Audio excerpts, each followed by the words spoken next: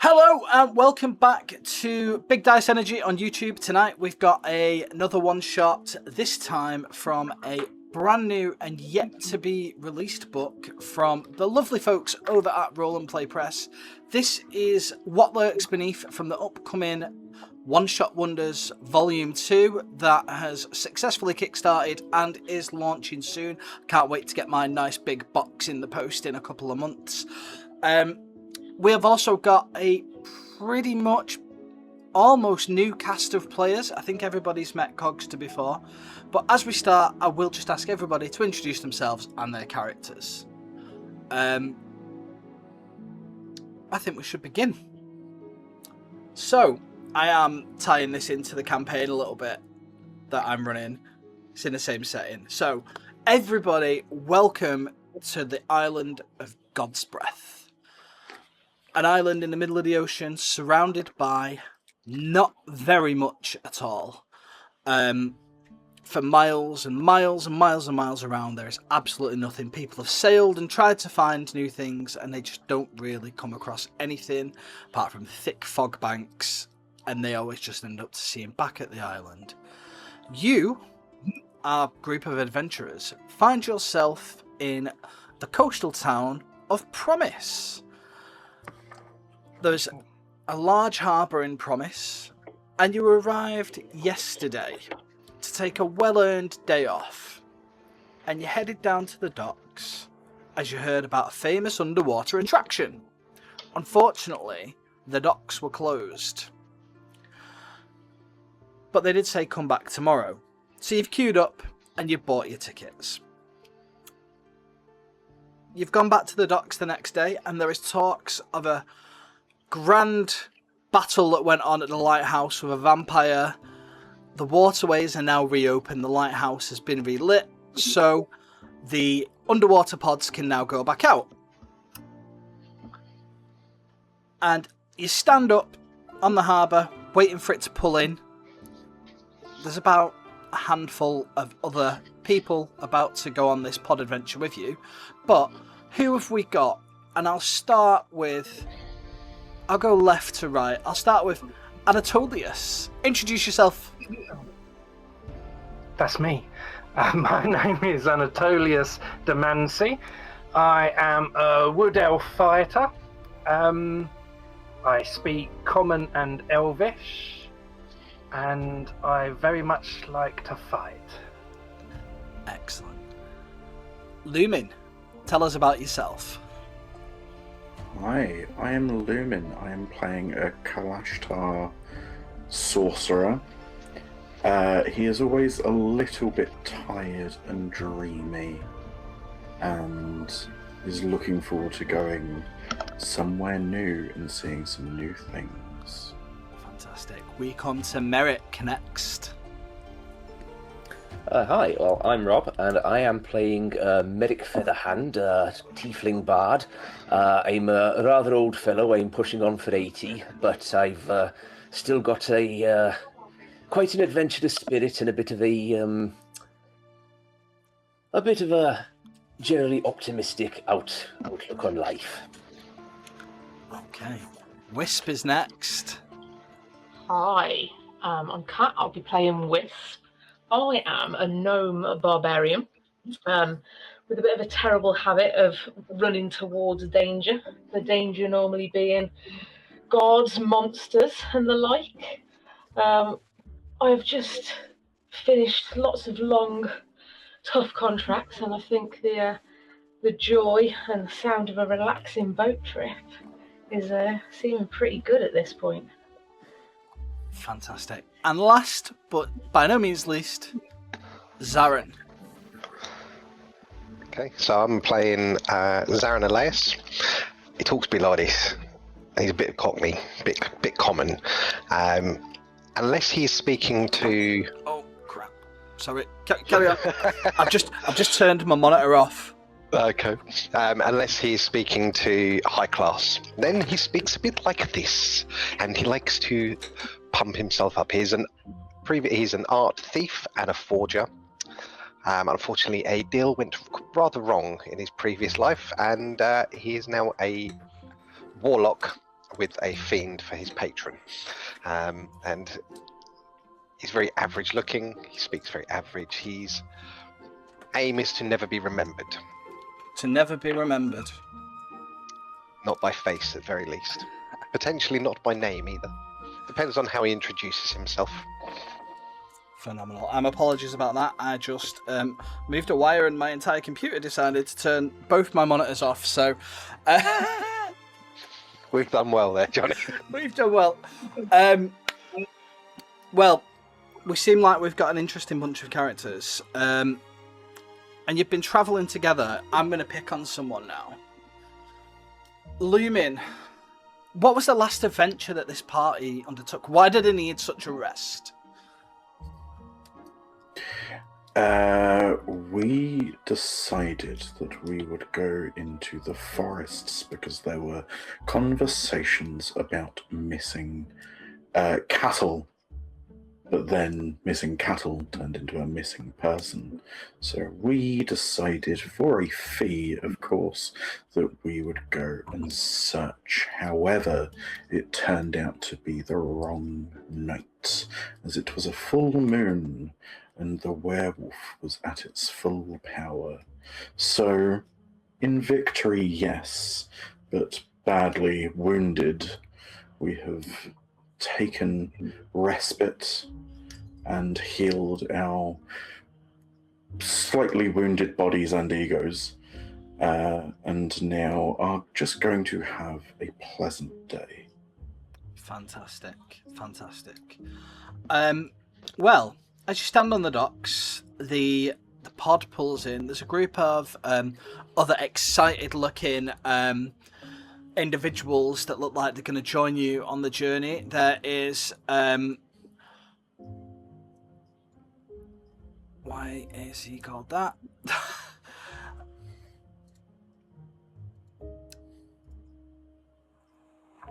There is Sylvan Heartstone, who looks to be a human fighter. There is Ashika Bloodmane, who is a tiefling, red, rather sexy. There's a little frogman called Barnacle, and for anybody that's ever played the Daggerheart introductory module, this is a homage to him because we like him. There is a human... When you say frogman, do we mean like a bullywug or an actual frogman? No, he's a frogman. Okay. Yeah, I mean, the closest thing in D&D would be a bullywug, but he's a ribbit. He's crossed dimensions, time and space, and he is now in D&D. There is Clara Burnstock. She is a human, about 5 foot. She's not very tall, but she looks ready for a fight. There is a warlock called Steve Bodge. And then there is a rather serious-looking druid female called Cyanide Illustra, just sitting, waiting on the docks to get on this boat. Is she handing out pills by any chance? Not yet, but maybe later. As you all stand there, everybody's sort of getting to know each other. There's a buzz of excitement as the pod doors open, and a small and rotund halfling disembarks and rather excitedly welcomes you all. Hello, welcome to welcome to the pods. We're going to take you out on the reef today. My name is Jordan. I'm your tour guide. I'm very experienced. I do 3 tours of this reef a day. I'd like to bring you all on. We'll introduce you to the captain. Is that okay? Indeed. Sounds fantastic. Aye, very good. Fantastic. Excellent. Well, on you go. And he will usher you all on board, and everybody follows you on and takes their place. Stood in a doorway, there is a rather serious-looking goblin who is the captain. And they introduce themselves as, I am Captain Yaggis. Welcome aboard my vessel. I've been piloting for years, primarily airships. I've been doing this for about a week now. Last captain died.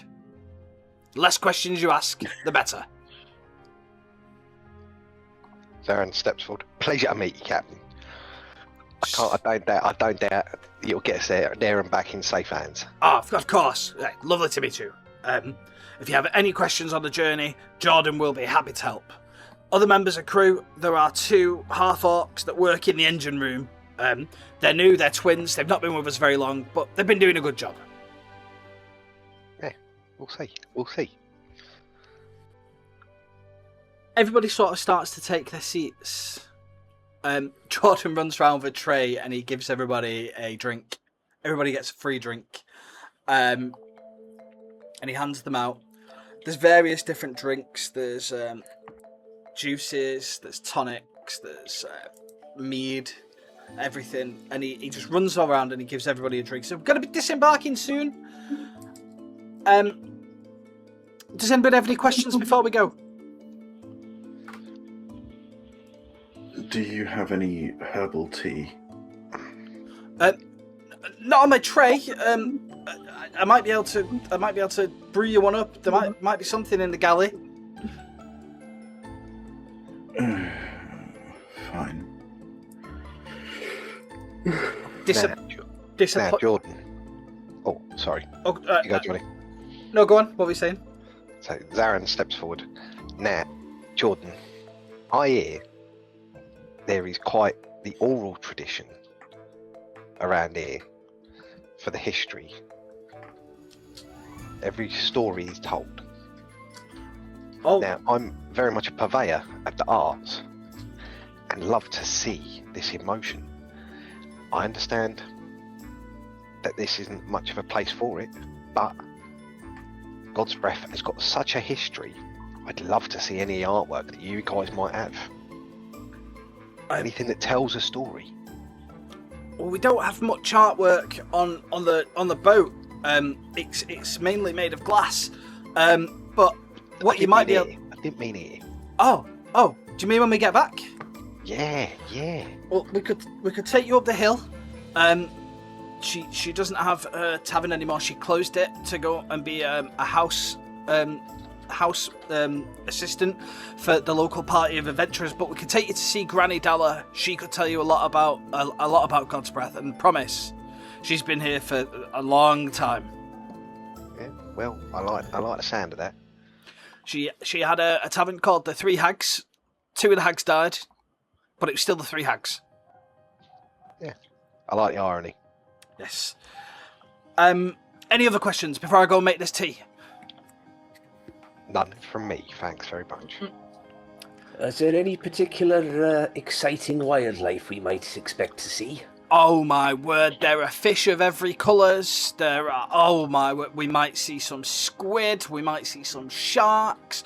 If we're lucky, we might even see some more of the, meaner monsters of the area. The merrows and whatnot, but you never know what you're going to see. The reef is absolutely racked with life. Right, you say fish of every colour. Are there red fish? Yes. What about yellow fish? Yes. All right, that's enough for me. Thank you very much. The red fish eat the yellow fish. Oh. Well, easy come, easy go, I suppose. Yes, it's quite fun to watch. What we don't want to see is... we don't want to see any of the more prehistoric life. It doesn't often come this close into shore. But you might do sometimes. What kind of prehistoric life? Sometimes we get I'm a bit scared of them, to be honest. It begins with P. Pigeons? That's the one. Right, we don't want to see pigeons. Big long necks. Hey, that doesn't sound like any pigeon I've seen, but I've never really seen underwater ones, so I suppose anything's possible. No, pleasure, sir. You can't be going to eat these ones as well, surely. Look, I am an adventurous man. Let's just see what happens, all right? Thank you very much, Jordan. That's okay. So, I'll tea, and he runs off, and you hear him there's a little galley in the corner, and he's throwing stuff out this cupboard, trying to see if there's any tea. He finds some tea, but then he realises he hasn't got a kettle. So I can cold brew it. It's fine. Look out for the fish. Okay. So you hear a clank, a thud, dumph, and then a slight jar as the pod begins to move out, and it's not very loud because it's muffled by the water, but this pod isn't being freely driven. It's being pulled along chains, a bit like a ride under the water. And as the captain changes direction, new chains just seem to appear. They're not like fixed. It's very strange, very magical. There is the slight chug of an engine as well that must be pulling the chains through. And you're travelling for quite a while. And then you start to see the reef appear around you. All the other passengers sat on the other side start to, they're seeing, quite a lot of varied wildlife. What are you guys seeing? Wisp, we'll start with you. Right, what am I seeing? Some weird little kind of 20-legged green slimy things crawling around. Jordan points them out to you. Oh, they're the slime lobsters. They're the slime lobsters. They've got pincers, but they don't hurt. But they leave like this awful goop all over your fingers. They taste delicious though.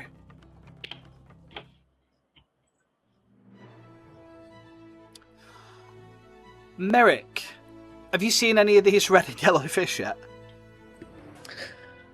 Well, I've seen the red ones. I haven't seen any yellow ones, probably because of the number of red ones that are out there. But what I have seen is a small sort of anemone-like creature, which looked at first glance like a sort of typical, clownfish type anemone, until it kind of got up on two legs and started walking across the seabed, which I found quite fascinating. Oh, yes. I don't know what their actual name is. But in Promise, we call them the stinky bastards, because when you're on the beach and you're walking in the pools, sometimes there'll be a stinky bastard and you'll stand on it. Oh, stinky. Sorry, I thought you said stinky to start with. Oh, stinky bastards. Stinky bastards. That seems like an appropriate name. It's the stinky bastards. Lumin, have you spotted any wildlife that takes your fancy just yet? I think... What time of day is the morning? Morning, yeah. Well, coming up to lunch-ish. Mid-morning. I think I just see some squid. They look sort of like they're playing with each other. But they're quite a mundane-looking creature. Okay. So Jordan sees you eyeing those and goes, they're the babies. The daddies don't get much bigger, but the mummies are big. We don't want to be meeting any of them. They tend to lay their eggs around the pool and leave them. So we shouldn't encounter any of the bigger ones. Fingers crossed. Anatolius. Right, we're back. We've had some technical issues. We've switched platforms. Some NPC names may have changed. Some positions may have changed. But we are now back. We are looking at fish through the viewfinder of the underwater pod. And we were with Anatolius. What kind of sea life can your gunslinger see? I mean, once you've seen one sea life, they all look the same. There's a lot of colour, I'll give you that. but most of them, they just look wet.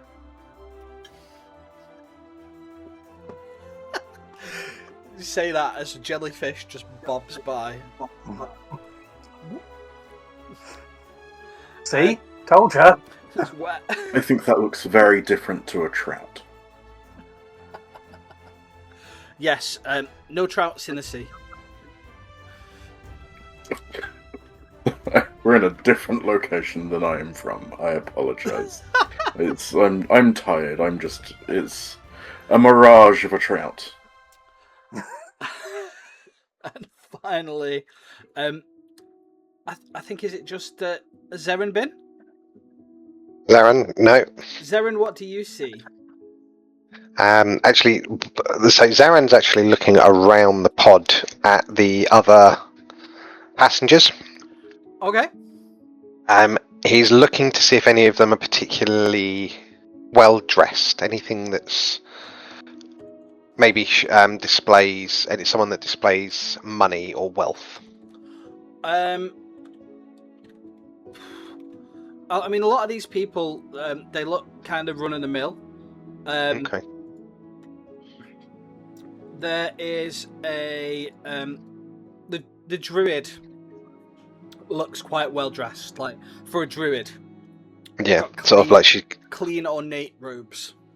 That's a rare thing, and he's not moving, but he sort of every now and again he'll flick his eyes along people just to sort of watch what they're doing, and then sort of sit looking out the window whenever anyone looks towards him. He'll look out the window, and look at like the reef itself. He's looking at some coral maybe, or some funny looking yellowfish. He sort of looks over to Merrick. Hey, Merrick, maybe you could eat this one, mate. Oh, I think the redfish might have their eyes on that one. As you say that, this redfish comes out and just eats 5 of these yellowfish in one bite.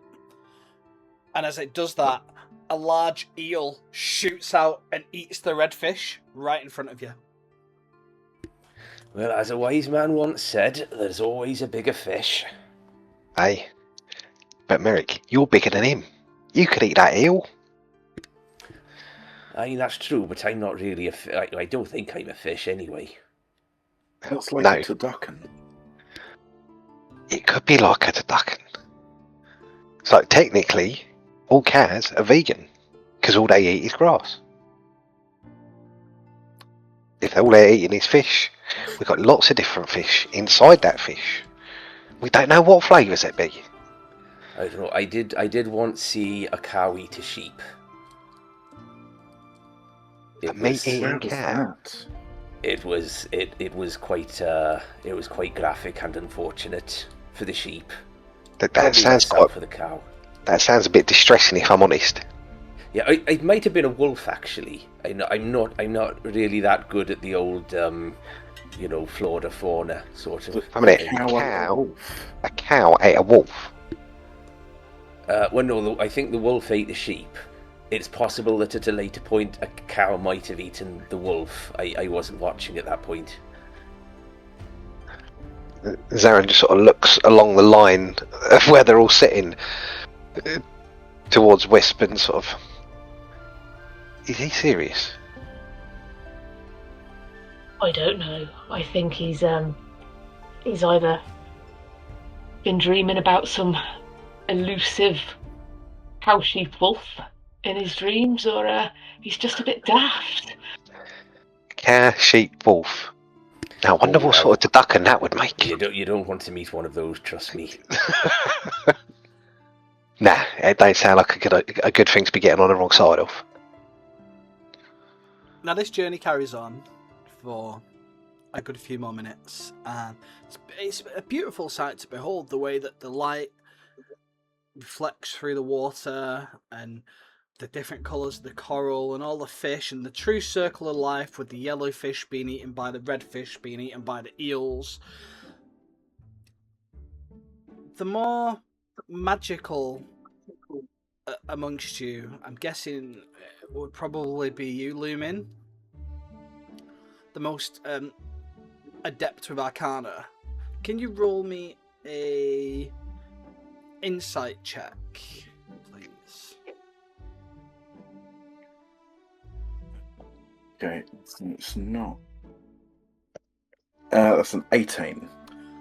Well, with an 18, as you're looking around this pod, so it's got it's like not a dome, but it's got a full 360. Well, not 360, but the roof and the walls are made of glass with beams providing the structure. A bit like the conservatory around your nan's house, beams. Or what they're in the garden, like a greenhouse, but on a boat. Like the ship from Atlantis, the Disney film. I haven't seen it, but I'll say it's Okay. But you notice that on these beams there are lots and lots of wards and symbols in them, and they are ever so faintly glowing red constantly. But yeah, you notice that.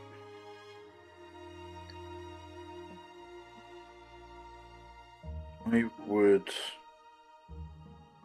stand up. And is the door to the captain's area closed? It is closed, yes. Jordan's here. I would mention that to Jordan. These wards, are they supposed to be that colour? So yeah, they when they're red, that means that they're working, and they would just keep anything particularly nasty away from the pod. Next time, make them green. Red's a warning colour. I think it was a design choice. It works well with the aesthetics, I suppose. But no, I will pass that suggestion on when we get back to shore. But as long as they're glowing red, we're fine. Wonderful. I'll go sit back down. Perfect. Now, as that happens, and I had all these open on that other VTT that we won't mention because I'm not very happy with it right now. As you sit down and you take your seat, the lights in the pod flicker. It's almost like a chandelier hanging in the center, and it flickers, and the lights flash. And with the 18, you notice that the wards flash. And I need everybody, please, to make me a DC 12 Wisdom saving throw. Some save. Yes. That's not too bad. No, why is that rolled? That's not good. That wasn't even a D20. That was a D12. It's an 11 from me. I'm now very happy that I changed to a cloak of protection because that brought it up to a 12. 15 for Did medic. you say a D20 then? I thought you said a D12. Oh yeah, DC. no, yeah, a DC 12. So it'd be a roll on your D20. The difficulty is 12. Oh, sorry. I need to roll a different dice then. Yeah. So add your Wisdom saving modifier. Oh wow! I managed to get a 2. Which is +0. Excellent. So you failed. Who else Dismally. failed? Me, I got an 11. Everybody else succeeded. Yep. Yes. I'm still sat there wondering why I'm dry and the fish are wet. So with everybody that saved, you are fine. Those that failed, you hear this discordant melody in your head, and it's quite a jarring pain, and you will take 13 points of psychic damage as the lights go out.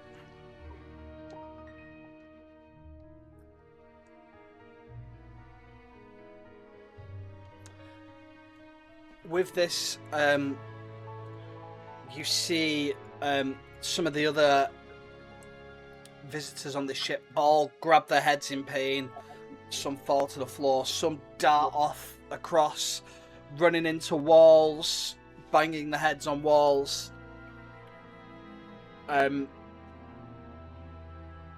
What are we doing in this moment? I will hold my quarterstaff and cast light on the quarterstaff.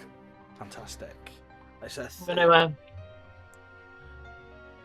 I should say, is that 30 feet? 60 feet of dark vision. I believe so. Okay. 20 foot dim, 20 foot bright. Perfect. Goblin, you still with us? I am still there. Sorry, cool. Just making sure. No, I succeeded. I was just waiting to see what everyone else did before doing anything else. So as the lights go out, this is where the bullshit comes in from this guy. I'm going to cast Minor Illusion Okay. next to Cyanide. Uh-huh. So Cyanide failed, Yes. and have the image of his face just come up as an illusion next to her. Okay. She, still clutching her head, screams again at this floating face, and then she looks over to you,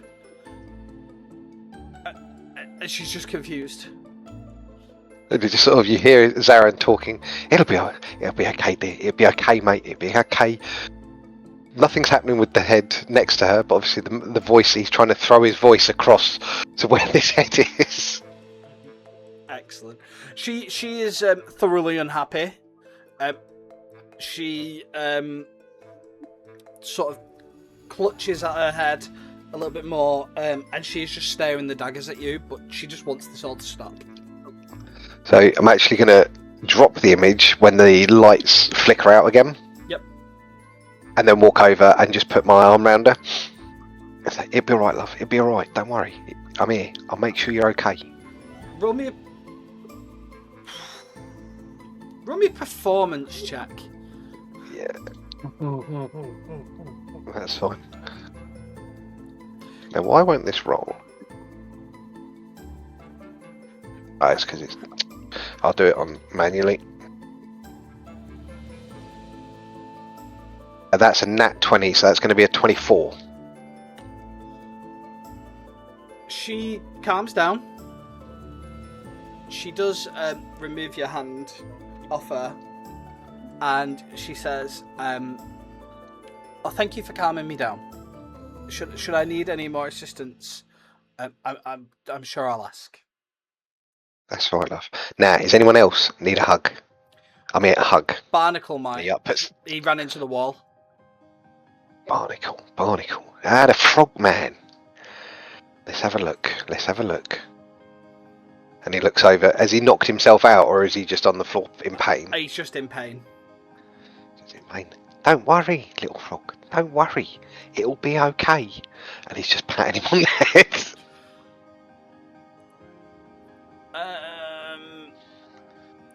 He is nearly unconscious. He will take this. I'm going to roll a Constitution saving throw for him. Okay. He rolled a 16. He doesn't fall unconscious, but he just looks up at you and he's like, oh, "Thank you.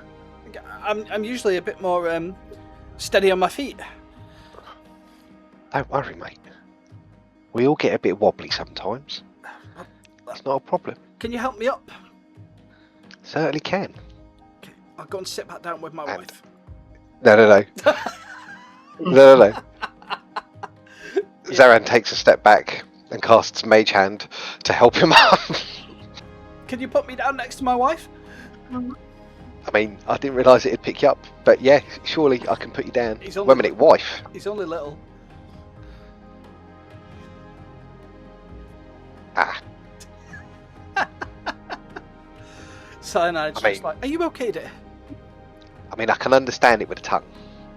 Yeah. Yeah, I get it.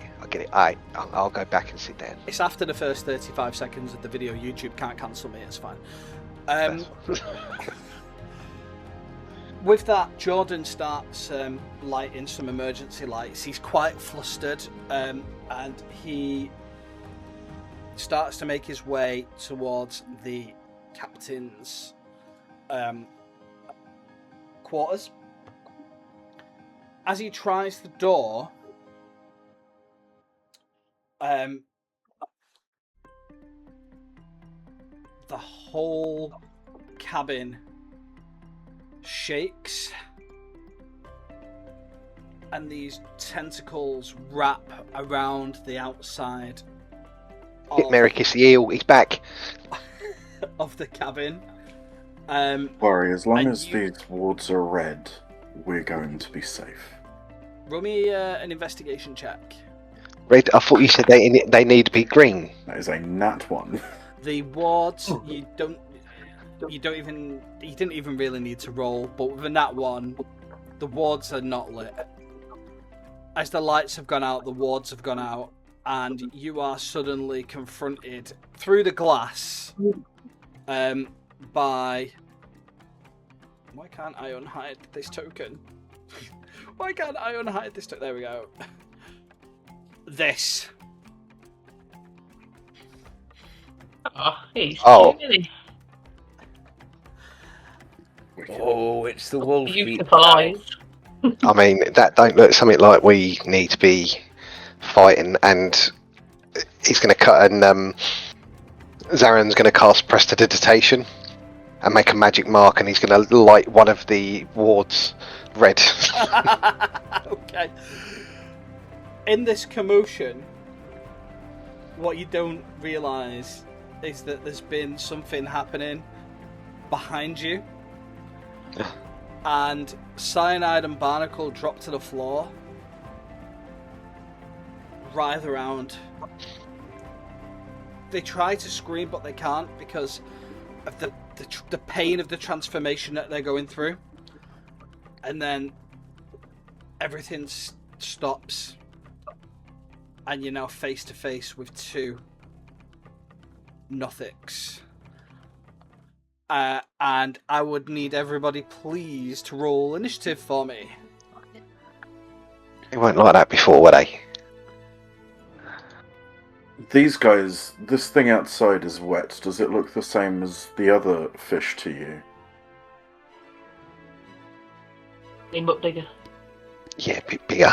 This is definitely bigger than the yellow fish. It's a 12 from Zaren. Okay. 11 from Lumen. 14 from me. 17 from Merrick. 17 Ooh. Merrick. And, Wait a minute.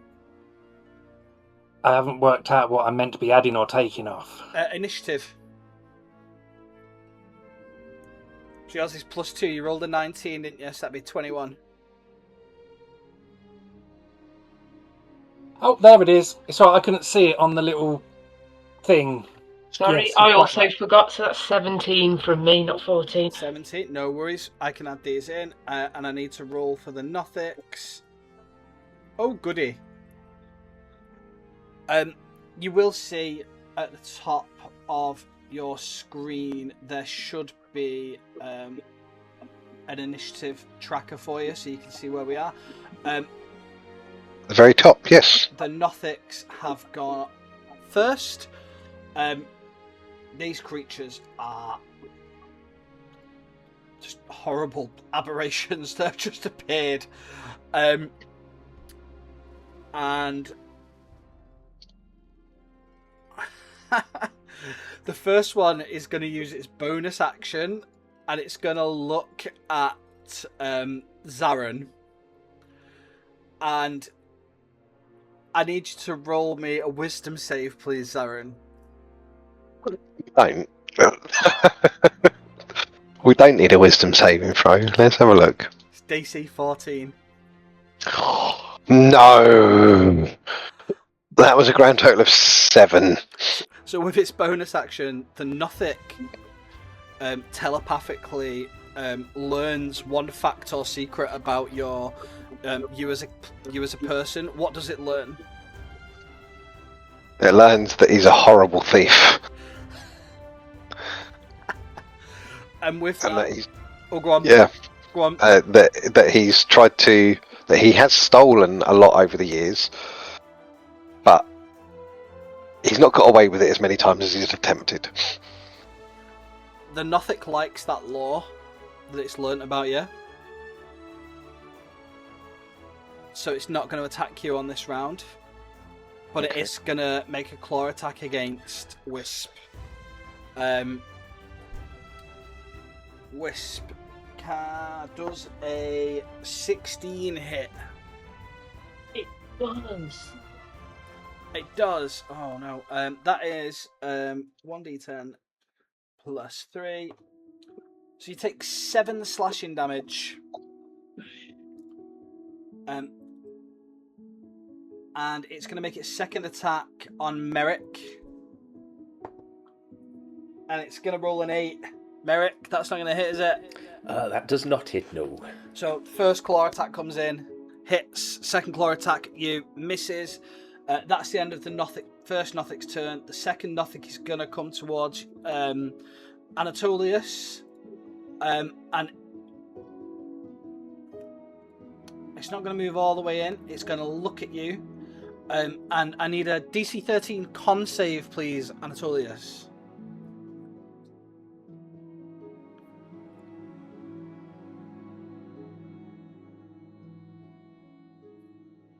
Well, that doesn't look good. No. That's a 6. So, Oh, no, actually, I lied. It's an 8, but it still doesn't meet it. But I need one more of them. Hang on. There we go.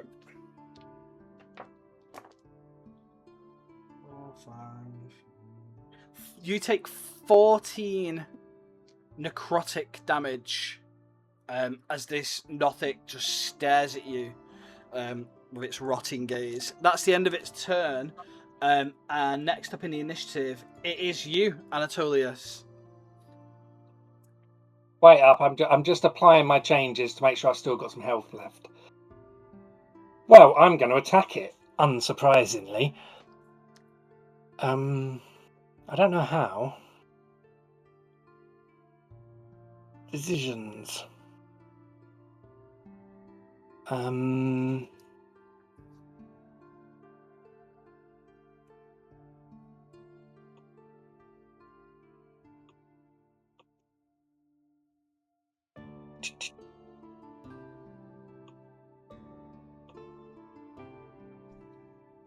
I can't even find my stuff. This is an odd sheet.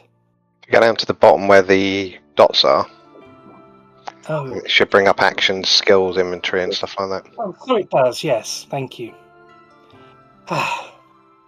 Right. Oh, I'm going to use my flail on him, I think. Ooh.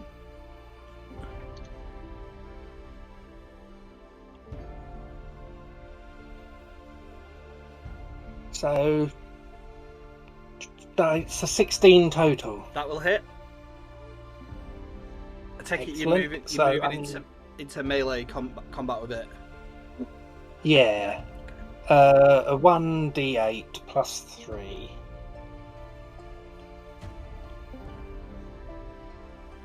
Pfft, 5 total. Okay. Anything else you want to do? Any bonus actions? Do I want to do...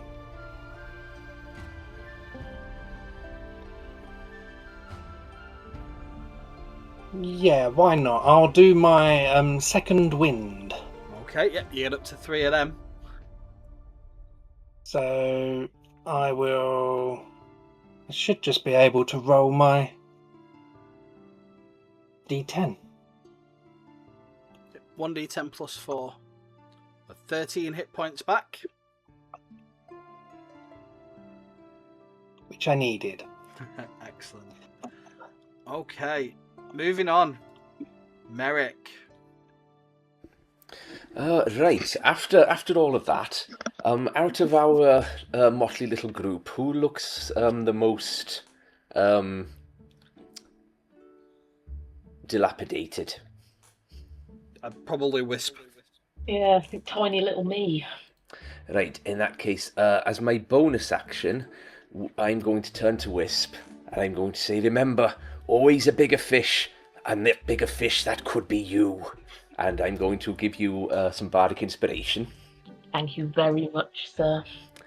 And then for my action, I am going to cast Bane, please, on the two Nothics. And can I also get the Aboleth, even though it's technically not in initiative order at the moment?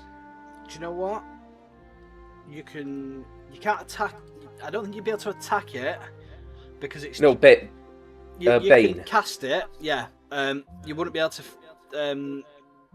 Anything that's a bolt or anything like that, you wouldn't be able to. But it's a mental effect, isn't it? It's not a. Yes, it's three creatures within 30 feet that I can see. No, that's fine. I'm gonna probably should add the Aboleth into the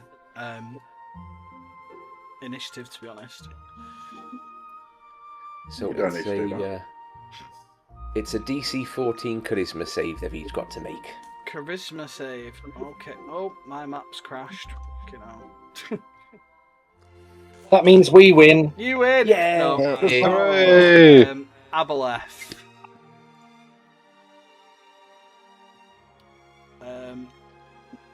I'll roll the Aboleths first.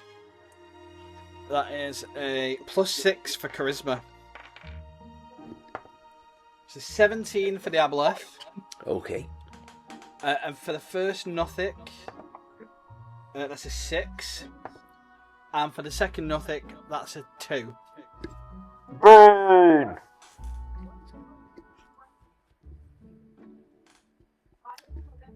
And that is Merrick's turn then. That's my action and bonus action. So what does that? What effect does that? Just gives you extra damage, doesn't it?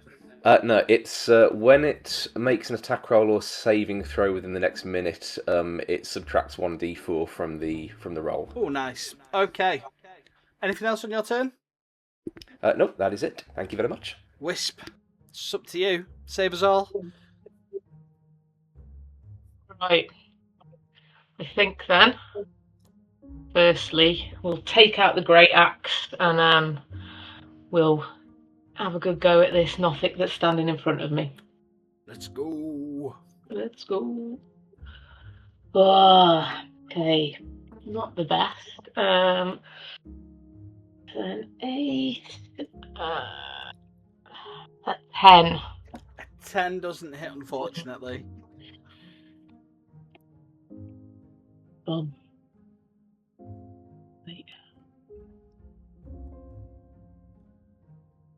And I'm gonna have to enter a rage. Okay. Raging midget. Anything else on your turn? Or are you staying where you are?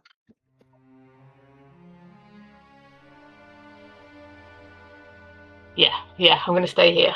Okay. Zarin, you're up. Looking around, he sort of sees the damage that these things are doing. Looks outside to the Aboleth. Thinks, I might not make it out of this. Don't like being in this container. I tell you what.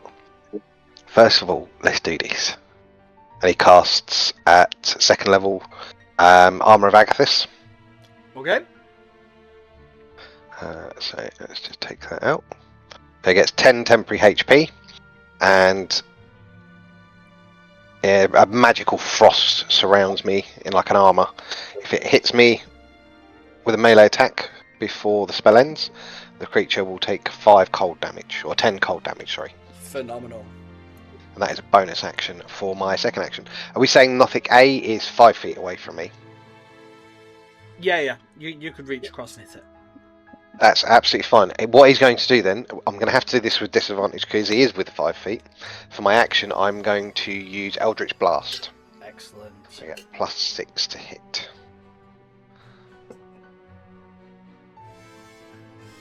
Does a dirty 20 hit? It does. Describe what your Eldritch Blast looks like.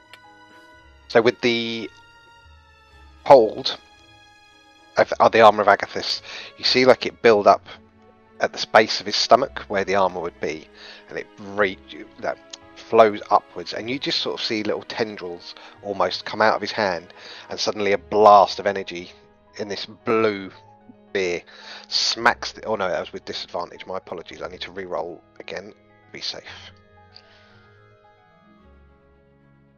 Never mind, that was a fucking 8. I'll let you have it So- because you'd already started describing the attack and I hadn't picked it up. And I liked where That's you were fine. going with it, so you So as it comes out, you just see an ice shard, like a blast of energy, come out, smack this thing in the face, and because of my background, I took Sage as my background, and my origin feat was Magic Initiative. No, ignore me completely there. As part of my Eldritch Invocations, I actually took Repelling Blast, so it pushes it 10 feet back, straight away from me. And I also took as my second one Agonizing Blast, so I do my Charisma modifier bonus to the damage. So it is a D10 plus 4.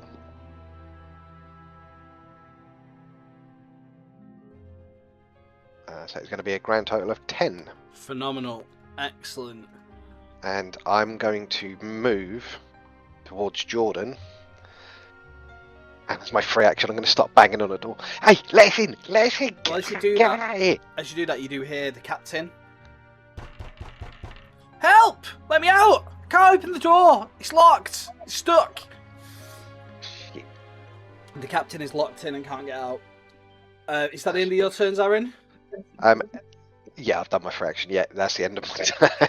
Lumin, we come to you. So, as these Nothics appear from our ribbit friend and our druid, you see Lumin close his eyes, which are usually like a pale silver, and then as they open, they are clouded, and he is going to move around to make sure he doesn't get an attack of opportunity, 30 feet to there. And then he is going to cast Mind Sliver. So let's say Nothic B. Okay. So that is a intelligence saving throw DC 14 minus 1d4 for the Bane. That's a 0. Because they got 4. Oh no, minus 1d4. So they got 4. Minus a 4. So yeah, it's a 0. So takes 2 points of damage, and then next saving throw has to take an additional 1d4 damage off. 1d4. And that was Nothic B, wasn't it? Yes. Yes, excellent. Okay. Fantastic. Anything else you want to do?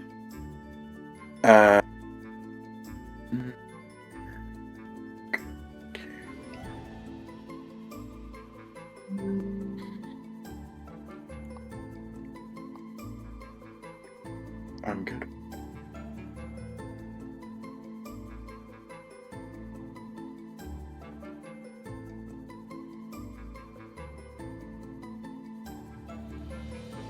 Okay. As we get to the bottom of the initiative, the Aboleth tightened its grip on the pod. You feel it shudder. I need everybody to roll me a Constitution saving throw, please. The DC is 16. That is a 15 for Merrick. 15 for Lumen. That's a 21 for Zarin.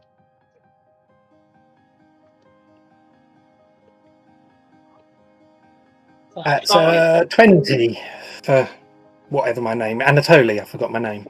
Okay, so And a if you- 5 for Wisp. and a 5 for Wisp. So as the Aboleth tightens its grip on the pod, you suddenly feel a jolt of electricity rattle through this metal frame of this boat. Everybody that failed will take 9 points of thunder damage. Everybody that saved will take 4 points of thunder damage.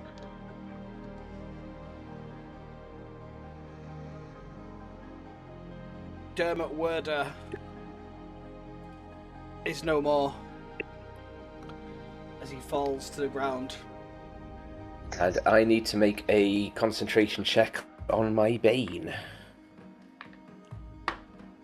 Which is a 15, so Bane stays. You're all good. Does anything happen to Zarin as a result of the wisdom saving throw I had to make previously?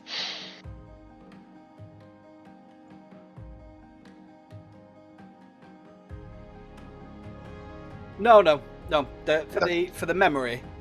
Yeah. No, that's literally just the Nothics like law. Okay. They basically will just ask a fact. Yeah, okay, that's fine. It's just one of the weirdest features I've seen on a creature stat block, but I absolutely love it. No, it works. Back up to the top with Nothic A, who has been thrown across this cabin by you, Zarin. He's going to look straight back at you, and can you roll me a con save, DC 13, please?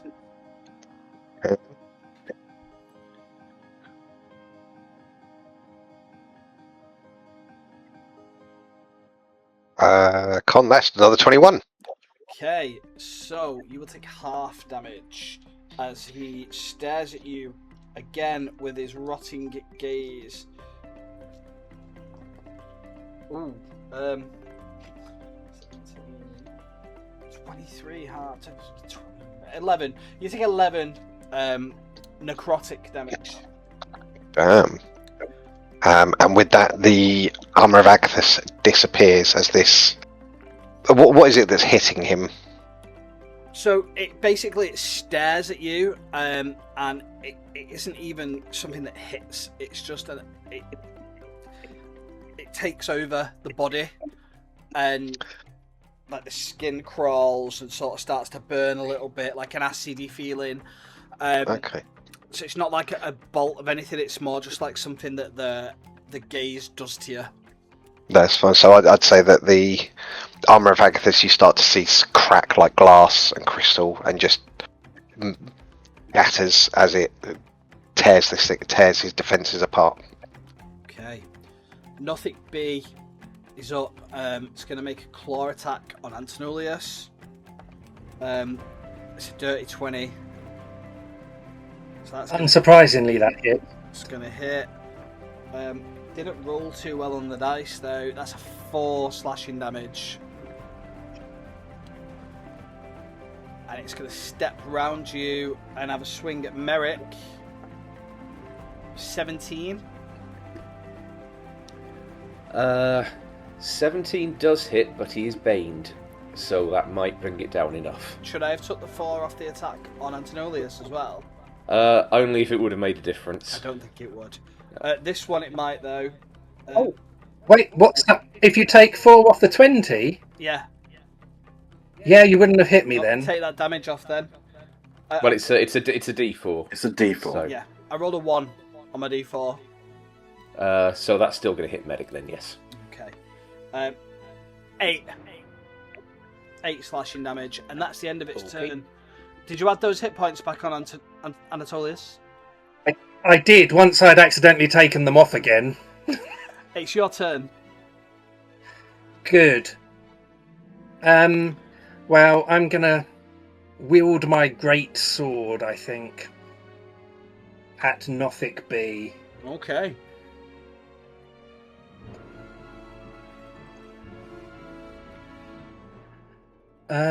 So that's a 19 total. That hits.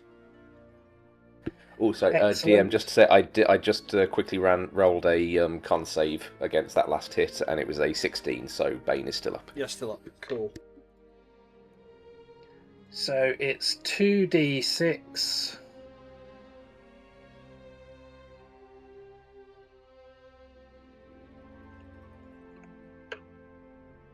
Seven plus 5, so that's 12 total. Oh no, plus 3. Sorry. So that's 10 total. Okay. Slash at this Nothic with your sword, and you take quite a chunk of his essence away. It's not happy chappy. Merrick, it's now your turn. Unless you had anything else to do. I am just checking because I think I've got something I can do. Oh, okay. Sorry. I can do 2-weapon fighting.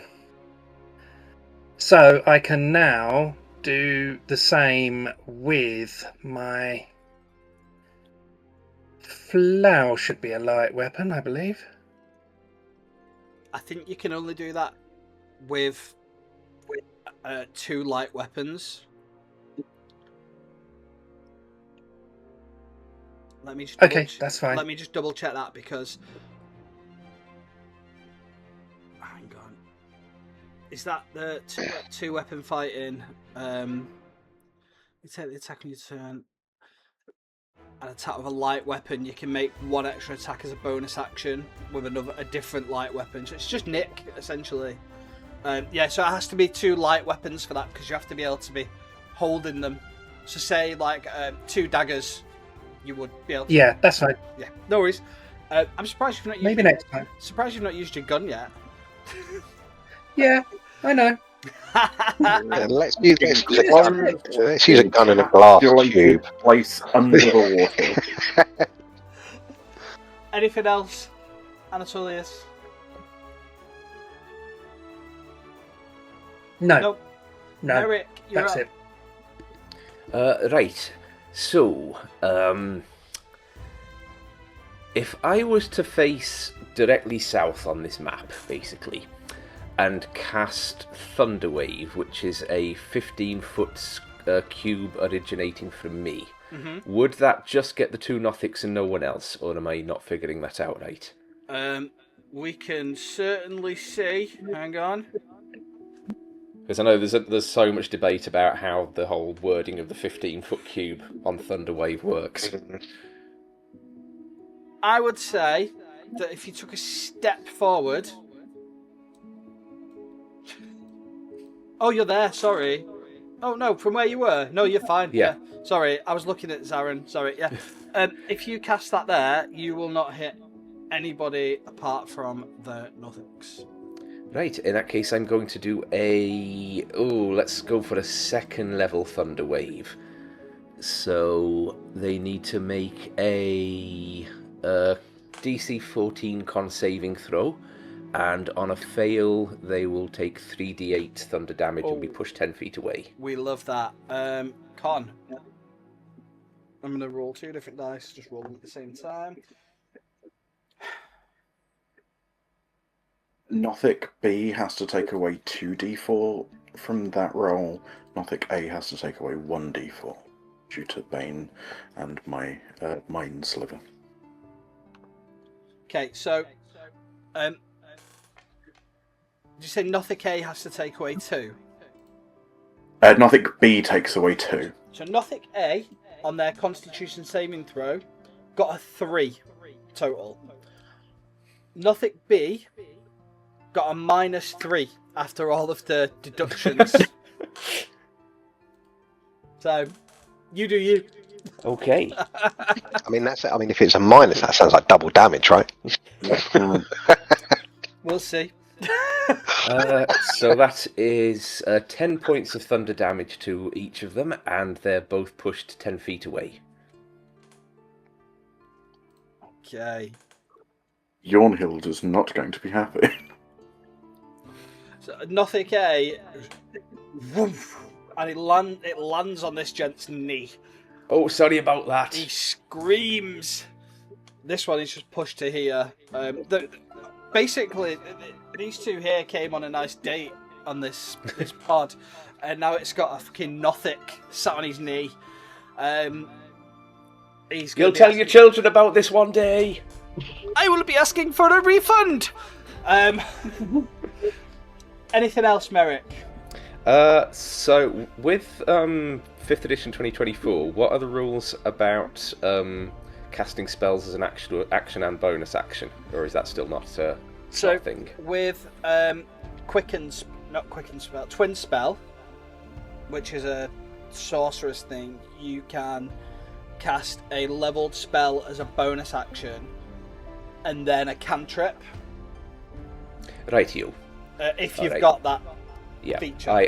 I do not, so that is absolutely fine. You were right in the first instance, Donny. Quicken spell. Yeah, quicken spell. Not. Yeah. And, Twin spell is it doubles? It hits 2 people, doesn't it? Yeah. 2 different targets. Yeah. So in that case, I've already given inspiration to Wisp, so I'm going to turn to Zarin and say, "Do good." Sorry, I've lost a lot of blood at this point. I'm not really at the top of my game. Thanks, mate. And give you bardic inspiration. Thank you very much. And that's my turn. Excellent. No, cheers for the shout on that one, because I don't play casters very often. I'm a bit too dumb for that. So, Wisp, you're up. Right, I am going to head over here, and I'm going to try and beat this door down and try and let the captain out. Okay, you're raging as well. Don't forget. I am. So, this is where I have to try and remember what DC a door would be, how many AC it would have. So we'll just make it up. You roll to hit, and I'll tell you if you hit. Right, we have got +6, 18. That is gonna hit the door. Good.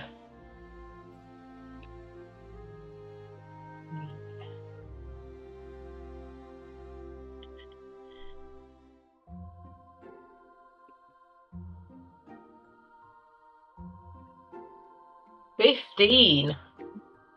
Oh yeah, with a 15 and a great axe. As you pull it back to swing it, you just hear Jordan shout, "Stand back, Captain! She's going all. Here's Johnny on us." Yagis will step back as you crash through this door with your great axe. What's going on? What isn't going on? Come and have a look out here. She'll step to the door. What the fuck are they? And we will add her to the next round of combat.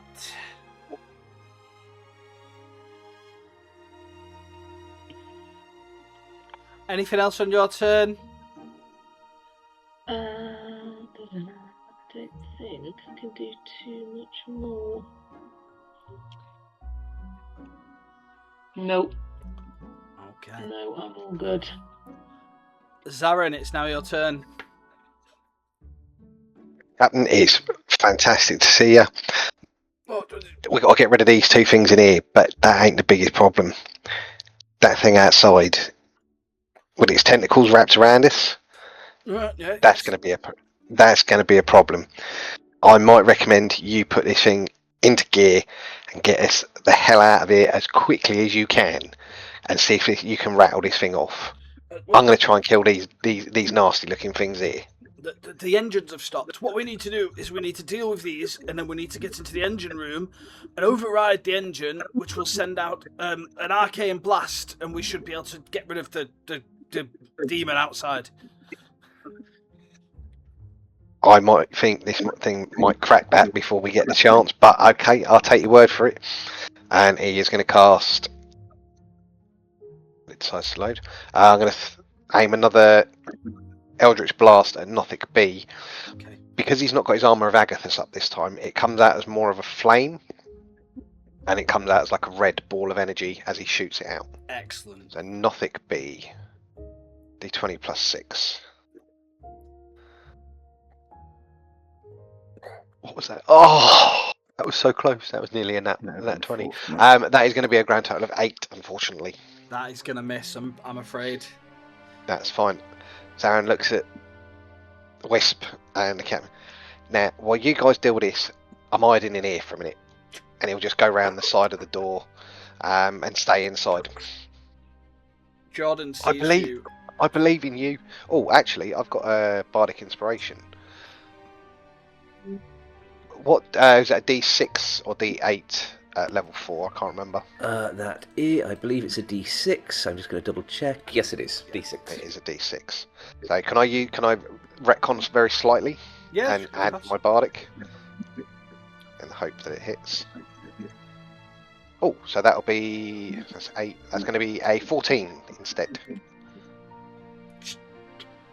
There's a 14 hit. Yes, with a consequence. Okay. Do you want me to roll the damage first? Roll the or... damage. Okay, so it's going to be a D10. So he gets pushed back 10 foot because of repelling blast. Okay. Does it have to? It does automatically. Let me just double check the wording on it. I believe it automatically does it, but choose. When you hit a large or smaller creature with a cantrip, you can push the creature up to 10 foot straight away from you. Well, you don't have to. Don't have to. It says up to 10 foot. I'm going to say 5 foot. Okay.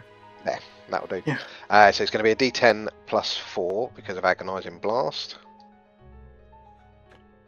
It's going to be a grand total of 9. How do you do this? So it's literally like it's a ball of flame, and as this thing leaves him, he hears the words from Merrick. It was Merrick who's the bard, isn't it? Yes. Yes. Here's the words from Merrick. I can do good. I can do good. And it sort of releases into this fireball and smashes into the Nothic. Nothic be in a ball of this. Is it red-orange fire or is it a different colour? No, it's like a red-orange fire. Yeah, red-orange, sort of like a yellowy centre to it, and it expands out into like this hot-looking flame. And this ball of flame, this Nothic just shrivels up and burns into nothing. Drops dead. In its final moments, however, it looks towards the other Nothic, its partner, its wife. Because they were a married couple before they were hideously transformed. And it just screeches and reaches out a clawed sort of tentacle. And we'll come back to that. Fine. I actually have something that happens as a result. So because of my my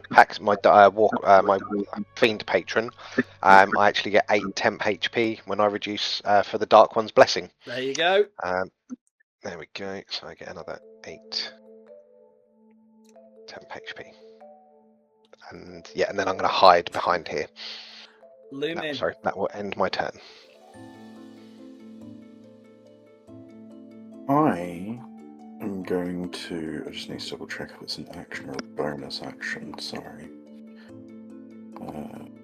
Because I can do a thing called Mind Link, but I cannot remember. It's an action. That is annoying.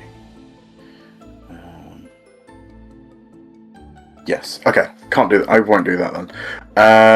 I look at this creature reaching out. I am an aberration. I'm not a human, even though I look like a human. And these are clearly aberrations. Do I have any history of knowing if this can be reversed?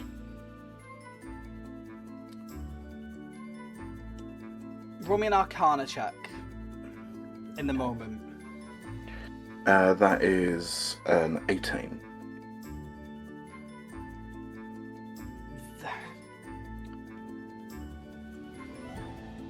You possibly could. It would take something like a wish spell, and for the creature to not be dead.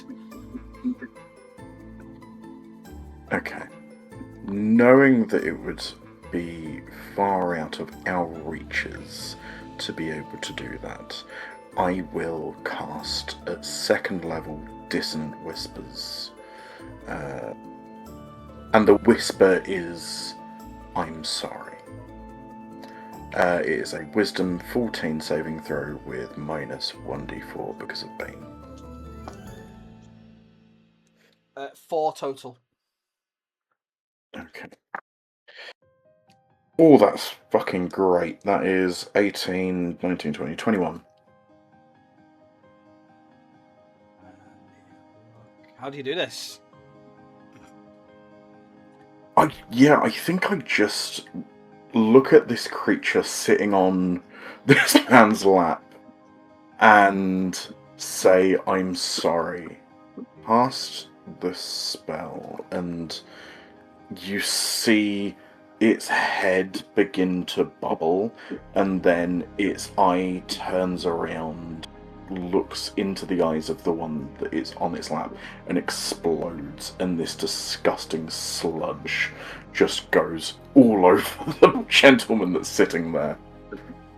As it dies, and this apology echoes around the inside of its head, it literally writhes, curls, foams at what it has for a mouth, and just falls dead on Bjornhild's lap. He lets it slump off onto the floor under the table. Rest in peace, Cyanide and Barnacle. We are still in initiative order. Is there anything else you want to do on your turn? Would I have overheard we need to get to the engine room? Oh yes, she was shouting. Okay, I'm quite close. I haven't moved. Is there a lever to open the door? Nope. The doors are open. Okay, then I will go into the engine room, trying to remember what was said, and I am just saying, As you walk we're in, fucked. As you walk in, Yep. Before you take more than 5 feet into the room, can you roll me a dexterity saving throw, please, at 15? Dex is not a strong point. That is a 6. So as you walk in, flustered, push your way into the door and walk in, you don't realise that oil has been pouring out of this engine, and it's all over the floor, and you slip and you land prone on your back. You don't take any damage, but you don't immediately see what's going on in the room. As I hit the floor and become winded, I'm really glad I didn't cast Burning Hands. Anything else you want to do? No, I'm good. The Aboleth shakes the pod again, and I hate that I have to keep asking for these saves, but can everybody roll me a Constitution saving throw, please? DC is 16. 16. I was going to say, there's no negative in me being prone, but I got 4 on the die. 15. That's a 22. A 9. 9.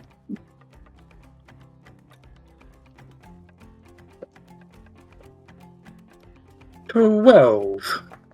If you failed, you take 11 points of thunder damage. If you saved, you take 5 points of thunder damage as the Aboleth once again jolts the inside of the pod.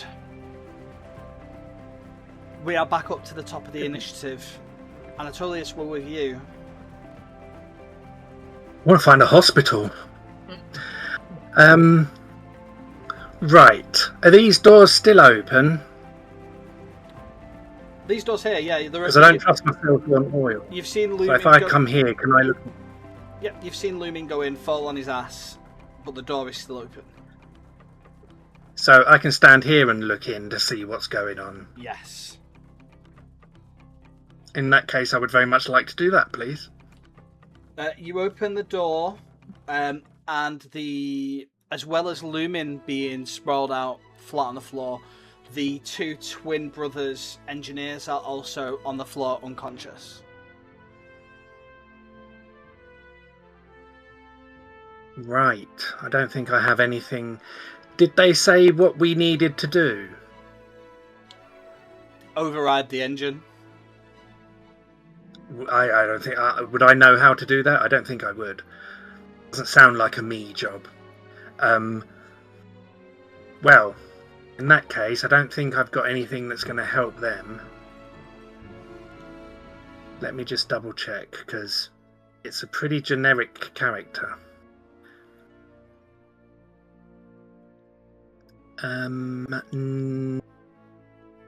No.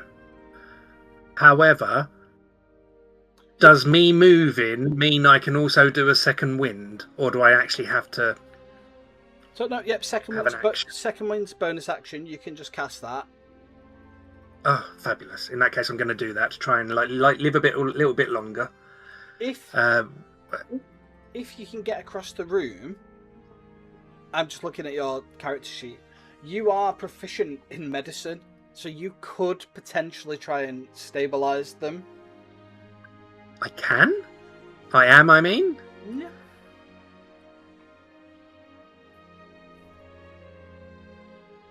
So, to get across the room without falling on your ass, I'm going to need either an acrobatics or athletics check, and the DC is 12.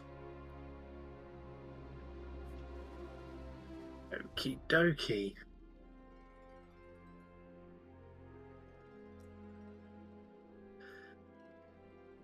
Just need to see what I need to add to it.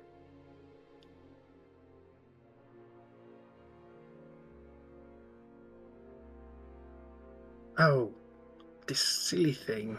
Can you please get the right... +4, so yeah, that made it a 15, didn't it? For acrobatics? Yeah. Or athletics?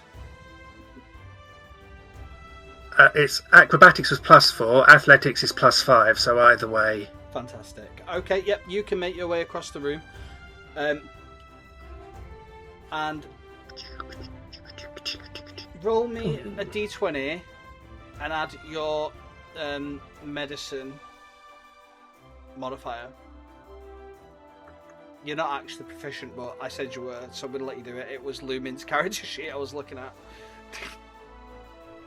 Well, I'm not going to have a modifier then, am I? Oh, +0, so 17. You only needed a 10. Okay. So you managed to shake them awake. You don't do anything that like Doctor would do, but you managed to shake them awake. Thomas sits up and he looks at you.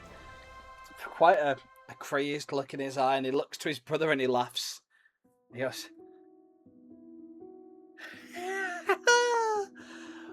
We can do it now, Brattis. We can do it. Get the daggers. Reassuring? Put them back to sleep. Yeah. No, I'm quite up for violence, so I think that's the end of my go anyway. Okay. These two are now starting to come around. It is now, though, Merrick's turn. What are you doing, Merrick? Right, well, I'm going to run towards the engine room, which I think I can get just inside the door. Is there so much oil on the floor that just getting in through the door I have to make a...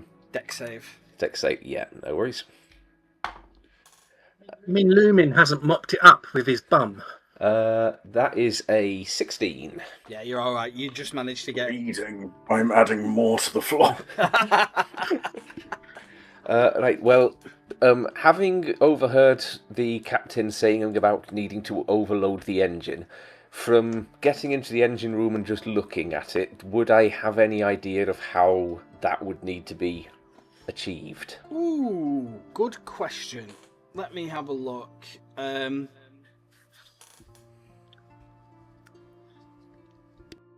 Roll me an investigation check. Ooh. No, that is a 5. So you see this rather complicated looking piece of machinery with dials and gauges and levers and keyholes and buttons and steam coming out of it and oil pissing out all over the floor, and you just haven't got a clue.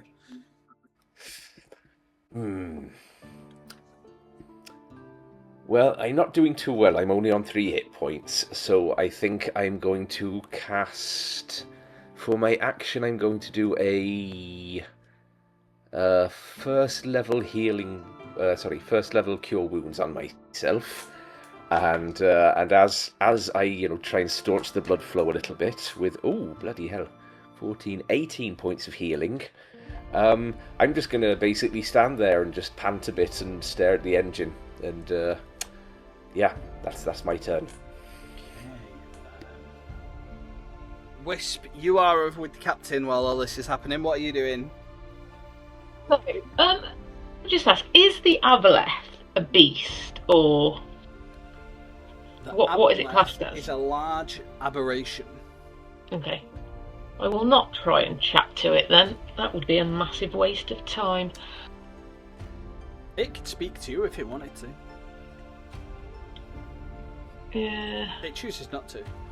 Yeah, doesn't look like it wants a conversation at the moment, to be honest. It's hungry. So I'm going to say to the captain, what's going on? Is nothing working at all? Is everything just out, no movement? What can we do? Get in the water. Need to overcharge the engine. Get this aboleth off us so we can fix things. Do you know how to overcharge the engine? Is there anything we can do? We need the key. Turn it and hold it turned, and it will overload the engine. But the engineers have got the key. Okay then. Right, so on that note, I'm gonna take a little walk up here. And I'm gonna shout to those guys, have you found the key yet?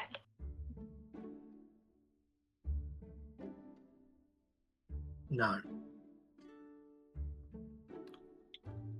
Oh, look, Thomas, more for the master.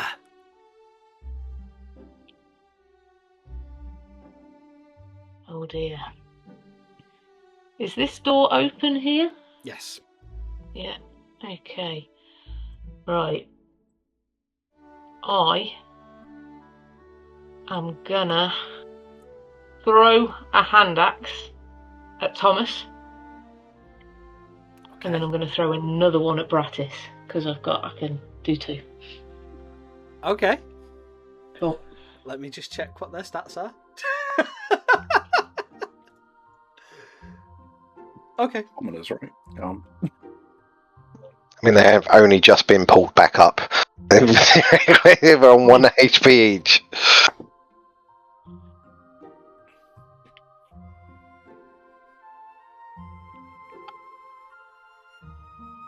Okay.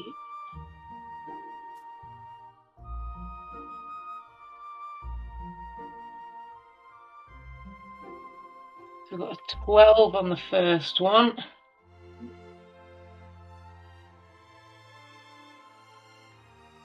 That's gonna hit. Cool.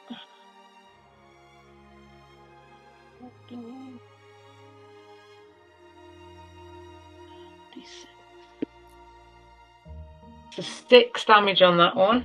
Okay. And 21 on the second one. Damage.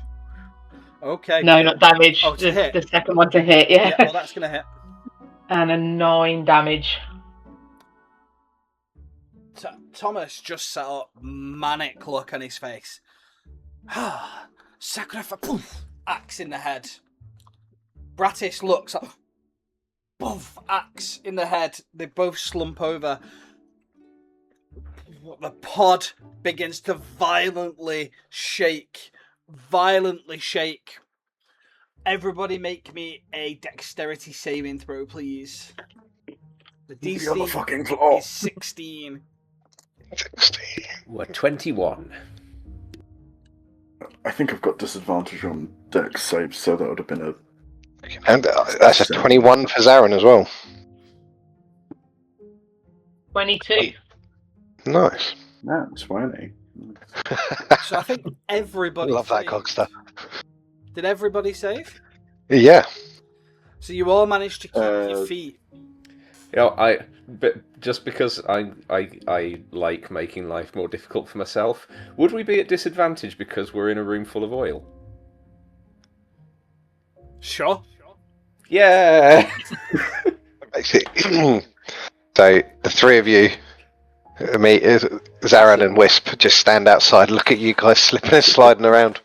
That's a 7 now. You fall on your butt. Woo! And as you do, as you hit the floor, from the two corpses of the two engineers suddenly arise two huge, ugly bastard-looking creatures. And we are still in initiative. Oh, Damn, that's not very kind. I'm going to have to say that we don't like that. Are their bodies still on the floor? What's left of them. Cool. These things gone full alien out of the chest. Out the chest, out the face, out the stomach, out the legs, just... yeah. Like split like the guy from Men in Black. Yes. Like the I bug, was going to yeah. say more like in Terrifier, where he saws the girl in half. Oh no. wow. Brilliant. There is a mess. There's now oil and blood mixed together on this floor, and you've now got two Chul with their pincers on either side of some of you. They are not going to get to go this round of initiative. It is now Captain Yagis's go, though, in the combat. And she is going to run over and just shout, "What's going on in there?" She can't see these children. Tweedledum and Tweedledee have seemed to have transformed into something pretty gross. I think these are the pigeons that Jordan was warning us about earlier. Oh, They what? do look like them. Pigeons. Okay, well, get. Can you do anything about it?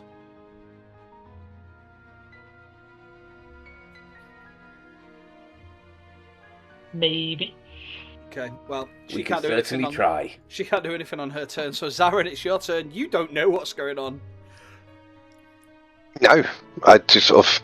You see Zaran peer his head round the door. Ah. The Nothics are gone. That's good. What? Why are you lot sat on the floor? This... Wait a minute. There weren't blood there before. Oi! What's going on down there? You take a couple. Creatures, pain, fucking come, help. Nah. Help. Okay. Bring Help. a first aid kit. Fucking, you're there. There's gonna be one in the office. I'll have a look, see what I can find. And I'm just going to step back into the cabin. And can I do an investigation check to see if I can find a medikit or some potions or something? Yeah, roll me investigation. Fine. Yeah, that's a 9 in total. Nothing in the office. Nothing. There ain't nothing down here. I can't help you there. There ain't a whole lot I can do here. Maybe next turn. I'll help you next round. I'll help you in about 6 seconds. I'll see you in 6 seconds, yeah. Let me just measure my distance. So 5, 10, 15, 20, 25, 30. Now, Johnny, I'm using Warhammer rules. I'm assuming I can't see these two chulls. The doors are open. Line of sight. No. If I, You probably know they're there. yeah, line of sight just misses ever so slightly. So maybe I can see like the end of the tentacles coming out of its mouth. Possibly this one, Chile. Actually, like, I'm going to try something, and we'll see if it works. And as part of my stage background, I took Magic Initiate, and one of the spells that I took was from Wizard, and I took a Magic Missile. Nice. So I get to use that once per day without using a spell slot. And I'm going to cast it at this thing. So it is a level 1. So that is 3 darts. So 3d4 plus 3. Okay.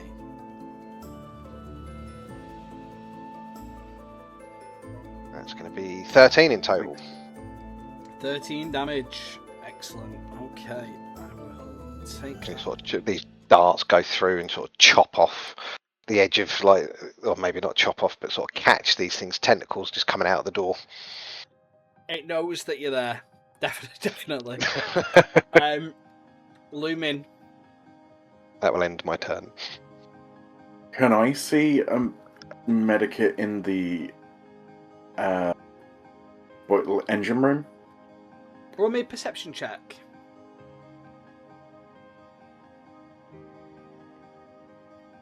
Uh, 16. 16 will tell you that as you've turned your head and you've seen her making her way across the pod towards where you are, Captain Yagis has got like a I wouldn't call it a bum bag because it's a bit bigger, but around her waist she's got like a satchel that has got like a red cross on it. I will, because I've got 6 hit points, probably going to stay lying down at the moment. I'm going to cast Mage Hand. Grab the satchel and bring it over to me as my action. That's mine! I need it! You fucking fight these things if not. And then see if there's a healing potion in there. There is 2 greater healing potions in the satchel. That's 4d4 plus 4? Yes. Yeah.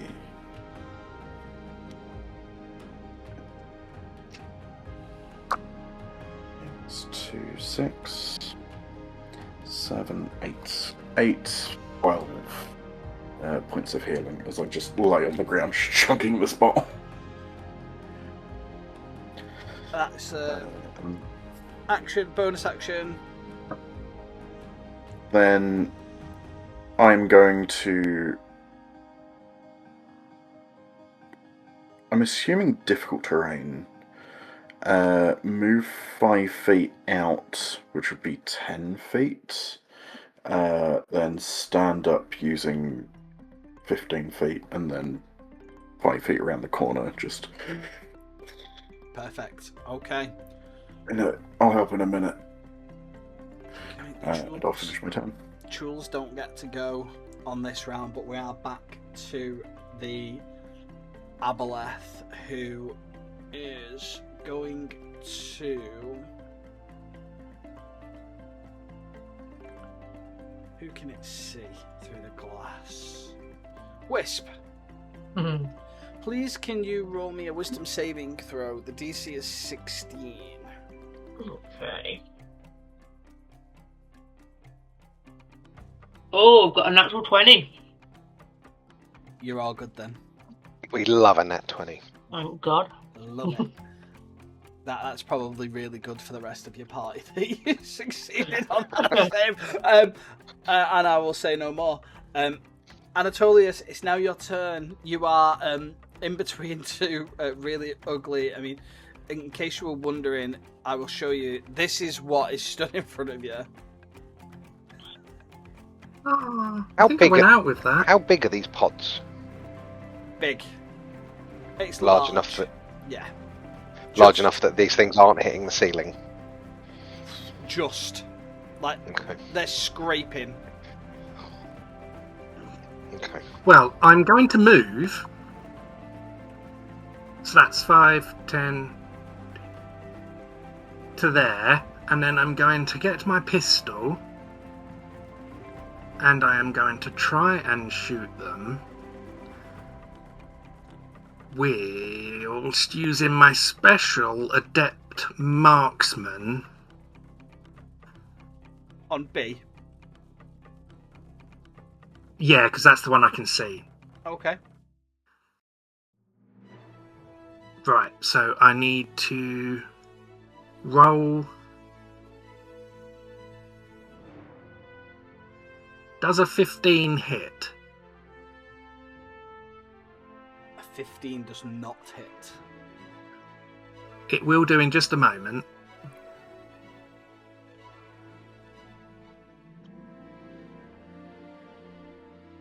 Because I've got... Where's it gone? Tactical Mind, I think it's called. There it is.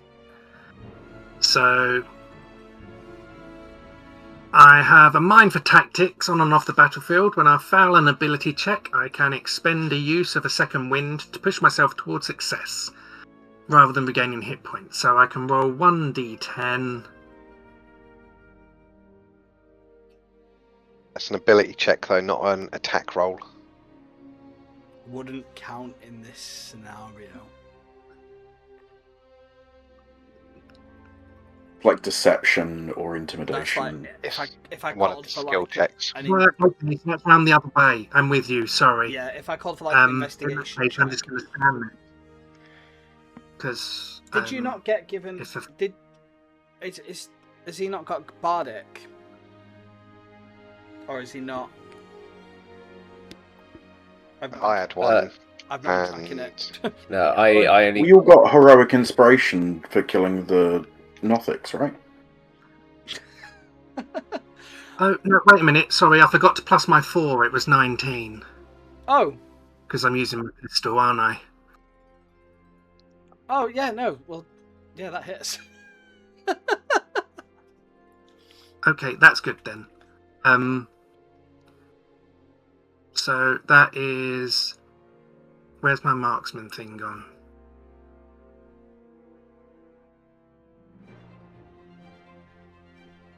I gain 1 grit point, which I regain after a short rest, so that doesn't matter. Also regain 1 when I roll a 20 on a firearms attack. Okay, that also won't really matter. Or a killing blow. Right, okay, so I need to roll my D10.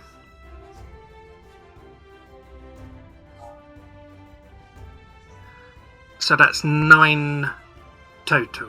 No, I'm lying. 8 total. Okay. And then I'm going to hide. That's fine. Is that the end of your turn? Yes. Merrick, you're up. Okay, I'm going to look around and realise that things have escalated slightly. So I'm going to get to my feet, and I'm going to slowly tiptoe out of the engine room. That tool is gonna try and hit you as you walk away. Yep. With a pincer attack.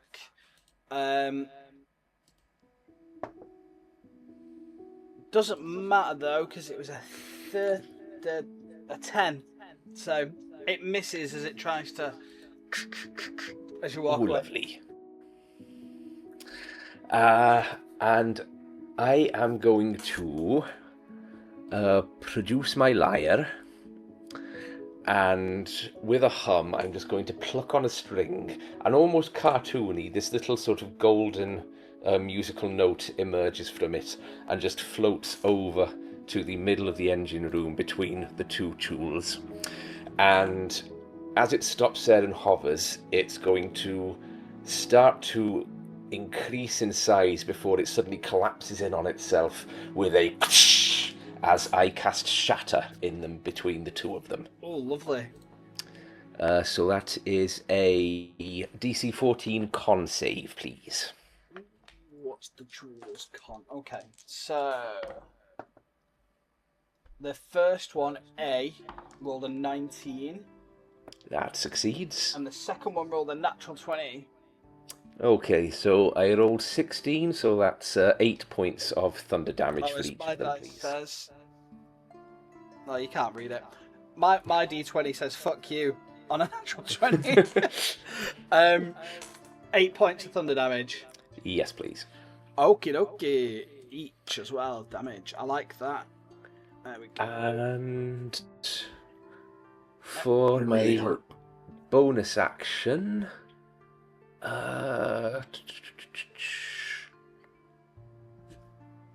Lumin, you haven't been inspired yet. So I'm going to turn to Lumin and say words of encouragement. Just no, those words exactly. Yes. A very confused look returns to you. And that is my turn. Wisp, you're up. Words of appreciation. Okay, what have I got here? Da-da-da-da.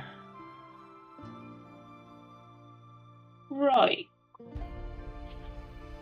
Is that oil still all on the floor there? Yes. In that room? It's only in that room, isn't it? Can I throw a lit torch on the oil and close the door? Sure. Oh, This is fine. yeah. What's the worst that can happen? Is this just like a normal melee attack? To throw your torch, Yeah. I would ask you please to roll me a athletics check, please. Okay. 19. Oh yeah, you're gonna get the torch in there. Cool. Right. Then I've thrown that torch and shut the door. So as you throw that in and you shut the door, Yagis does turn to you and go, "You do know we have to get in there to override the engine." Yeah, but, you know, the flames will die down eventually. Just need to estimate some damage now. This'll be fun. I'm sure there's some notes for that on this DM screen that I had conveniently next to me. There's only a limited amount of oil in our little Ocean Gate Oh yeah, capsule here. it's just On the engines. it's just going to be one flash. Okay, that'll do. 2d10.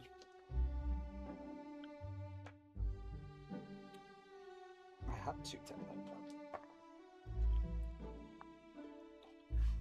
12 points of fire damage each. Cool. No, I've just renamed the tool 12. HP 12. Go. 12. The room bursts up in flames. The doors are shut. There's now two very charred, very pissed off trolls in this room. It's now Captain Yagis' turn. She is going to just step over and push the doors open again and take a step back to just try and assess the damage in the room.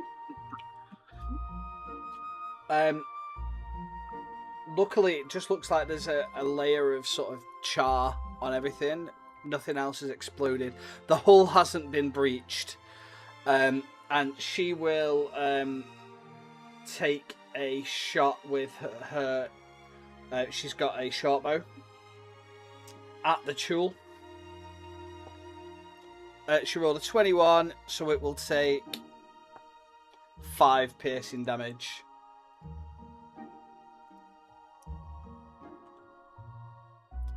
And it is now Zaran's turn. Zaran shouts over to Wisp. Wisp, you idiot! No, that's not the voice that I was using. Hey, Wisp, you idiot! You trying to blow us all up or something? No, You could have ruined the engine completely and exploded us. You're lucky it didn't. These things are going to ruin our internal engines if we don't do something about it. So yeah, but I'd much rather have the chance to try and kill these things rather than explode the bloody engine. Well, I can't swim, so. Well, then you shouldn't have thrown the fucking torch in there. Never mind. Well, I'll try and see if I can get these out of the way. Give me a second. You do that. 15, 20, 25, 30. Zaren's going to step up to the front of the door here, avoiding the flame, trying to avoid any sort of flames and oil on the floor. Now, would I be correct in saying the oil is now burnt up? It's burnt off, yeah. That's fine. It doesn't matter. I'm going to use Scorching Ray. Okay. 3 beams, 2 at Chill at the bottom, and 1 at the top. Okay. Oh no, sorry. Or several, yes. So let's go for the first one. It is going to be 3 attacks. So 1 at the Chill at the top. Now that's going to be a dirty 20. That'll hit. That's 2d6.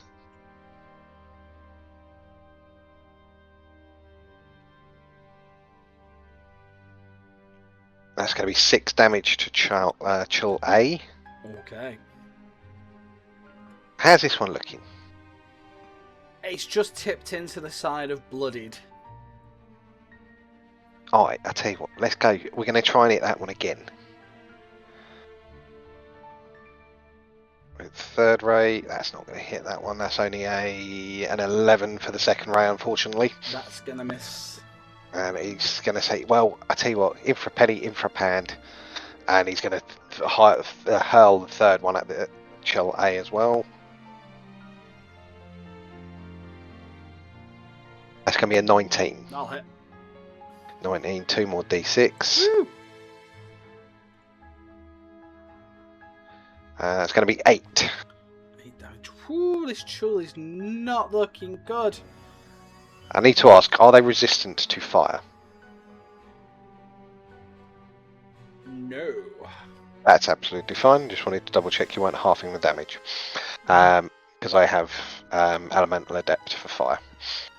But that's absolutely fine. Now, that didn't quite work out as well as I hoped.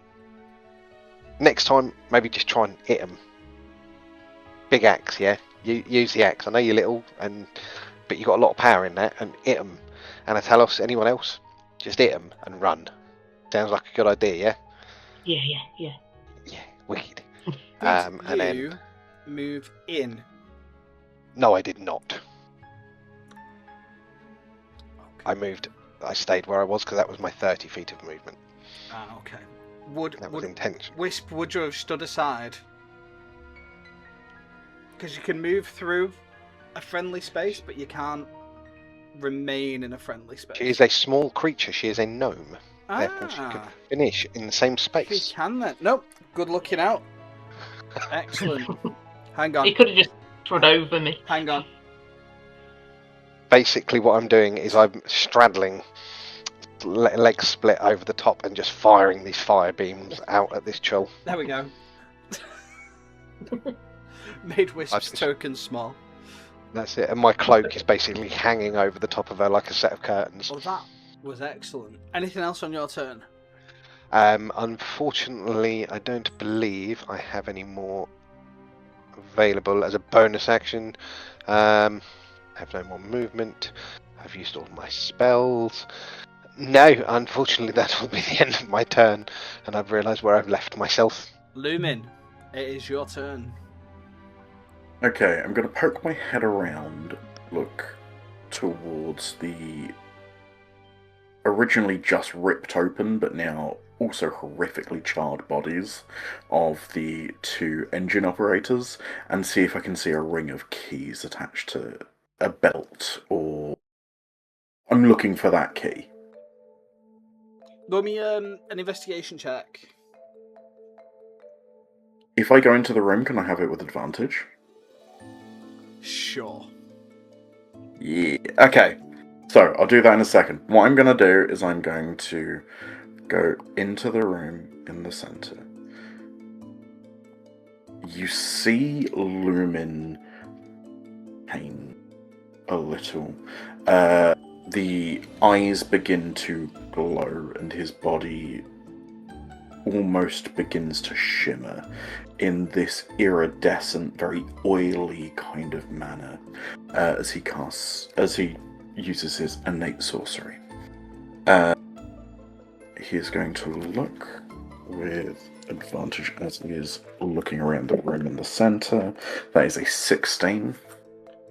So, looking down at the charred remains, you do see what looks to be a silver loop with some keys attached. As a free action, can I grab it?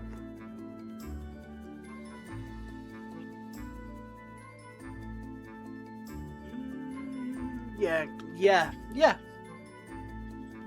I grab the keys, and then I, as my action, will second level cast Arms of Hader, and you see these tentacles just burst from my sides towards both of the trolls. It is a now DC 15 strength saving throw with the innate sorcery. Okay, so Chul A is 17. Chul B, that 20. That 20. That 20. His arms of Hadar are 10-foot radius each way. Yeah, it's from yourself, 10-foot radius. Damn. Oh no, Lumen's turned into one of them. They both saved. I can't remember. I have not played or really used a bard in 24. Can I use the bardic inspiration to deduct from another creatures, or is that a specific subclass? No, the bard itself can do that, which is cutting words. But if you've been given bardic inspiration, it can only be used towards a ability roll, saving throw, or attack roll. Cool. So it's annoying. Then it's going to be 3d6 halved. That is 10, 15 points of necrotic damage, halved to 7. Okay, to each. To each. Do you do nat 20 is no damage, or...? No, they'll take the damage. Cool. So these arms erupt. You hit both of them, do a little bit of damage. You've come into the room, you've picked up some keys. Is there anything else? Is that you? I see that it hasn't done the amount of damage that I want. And you see a panic on Lumen's face, because the point was that they wouldn't be able to take an attack of opportunity against me as I left the room. And I go, fuck. And I end my turn. Okay, it is now the Chul's turn. I'll go 5 feet. Chul A is going to go first. For the first time in this entire combat, they're going to move. And it's just going to take a little step forward. Senses another aberration within its midst, and it is going to have a go at you with its pincers. Does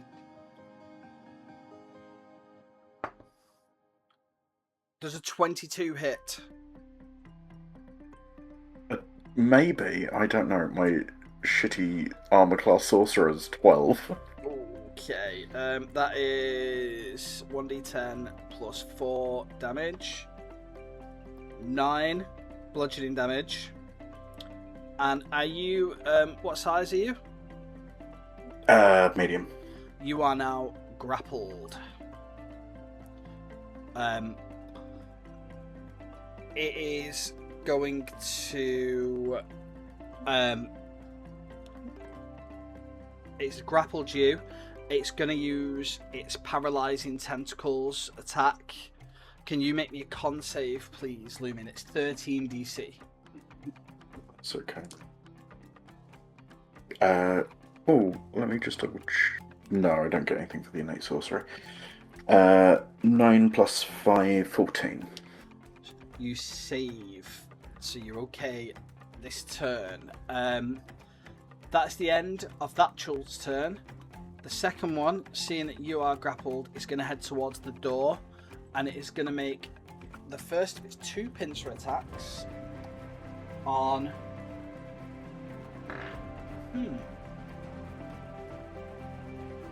on Zarin, because Zarin is stood right in front of him.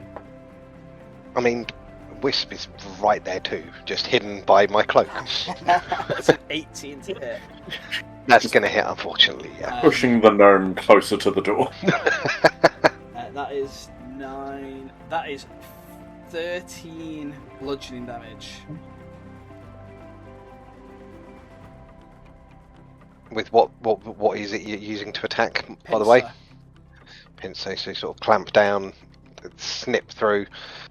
You sort of say, Zarin, hey, now, that ain't nice, is it? I didn't do anything like that to you. Hey?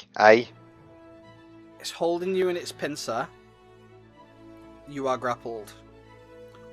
Automatically? There's no save? You can try and escape, but you are automatically on your turn. But you are automatically grappled. Yeah. Okay.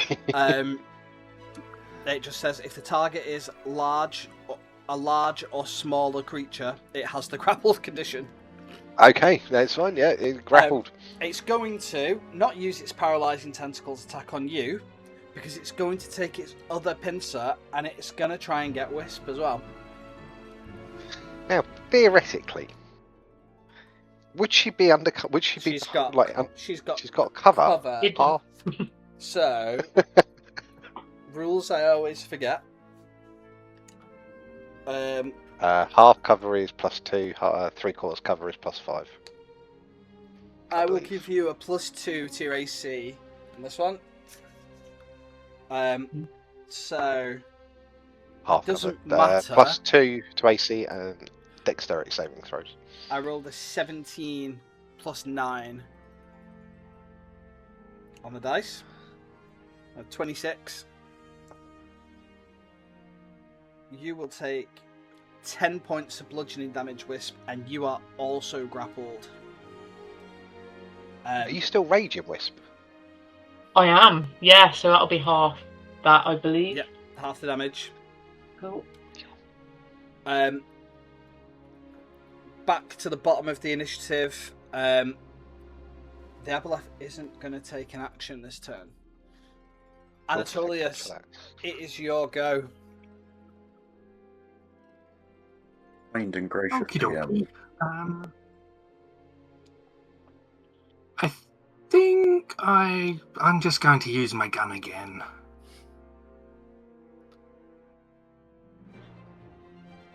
That's 21 to hit. That will hit. Fabulous. 8 damage. To the one that I can see. This one. Why am I pointing at my screen? You can't see that. Excellent. Cholby. Okay. Anything else on your turn? Are you staying where you are?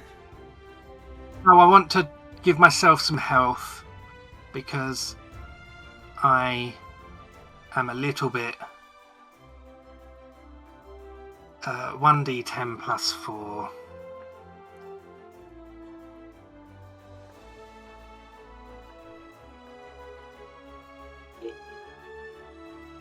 Yes, that is 10. That's great.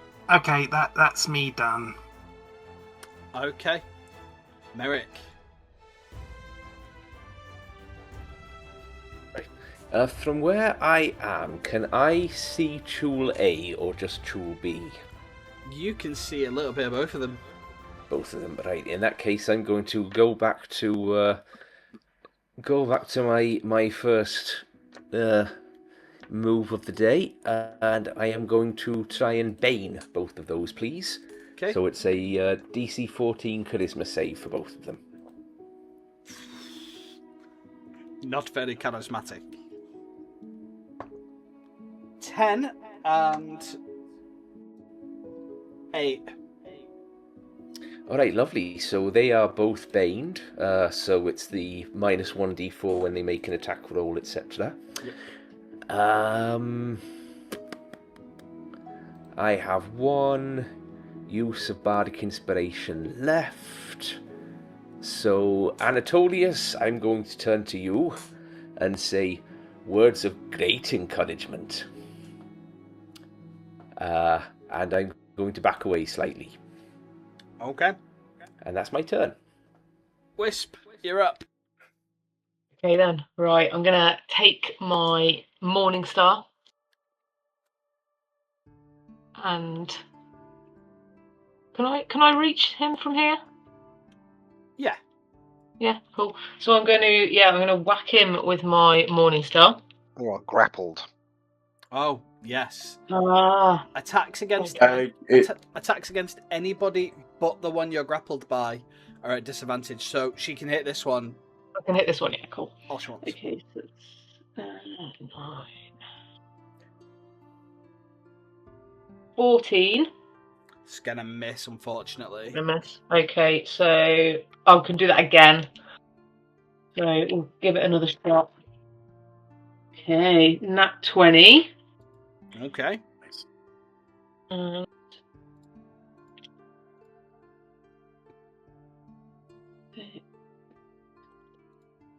8 damage. Did you roll that as a crit? No, I didn't.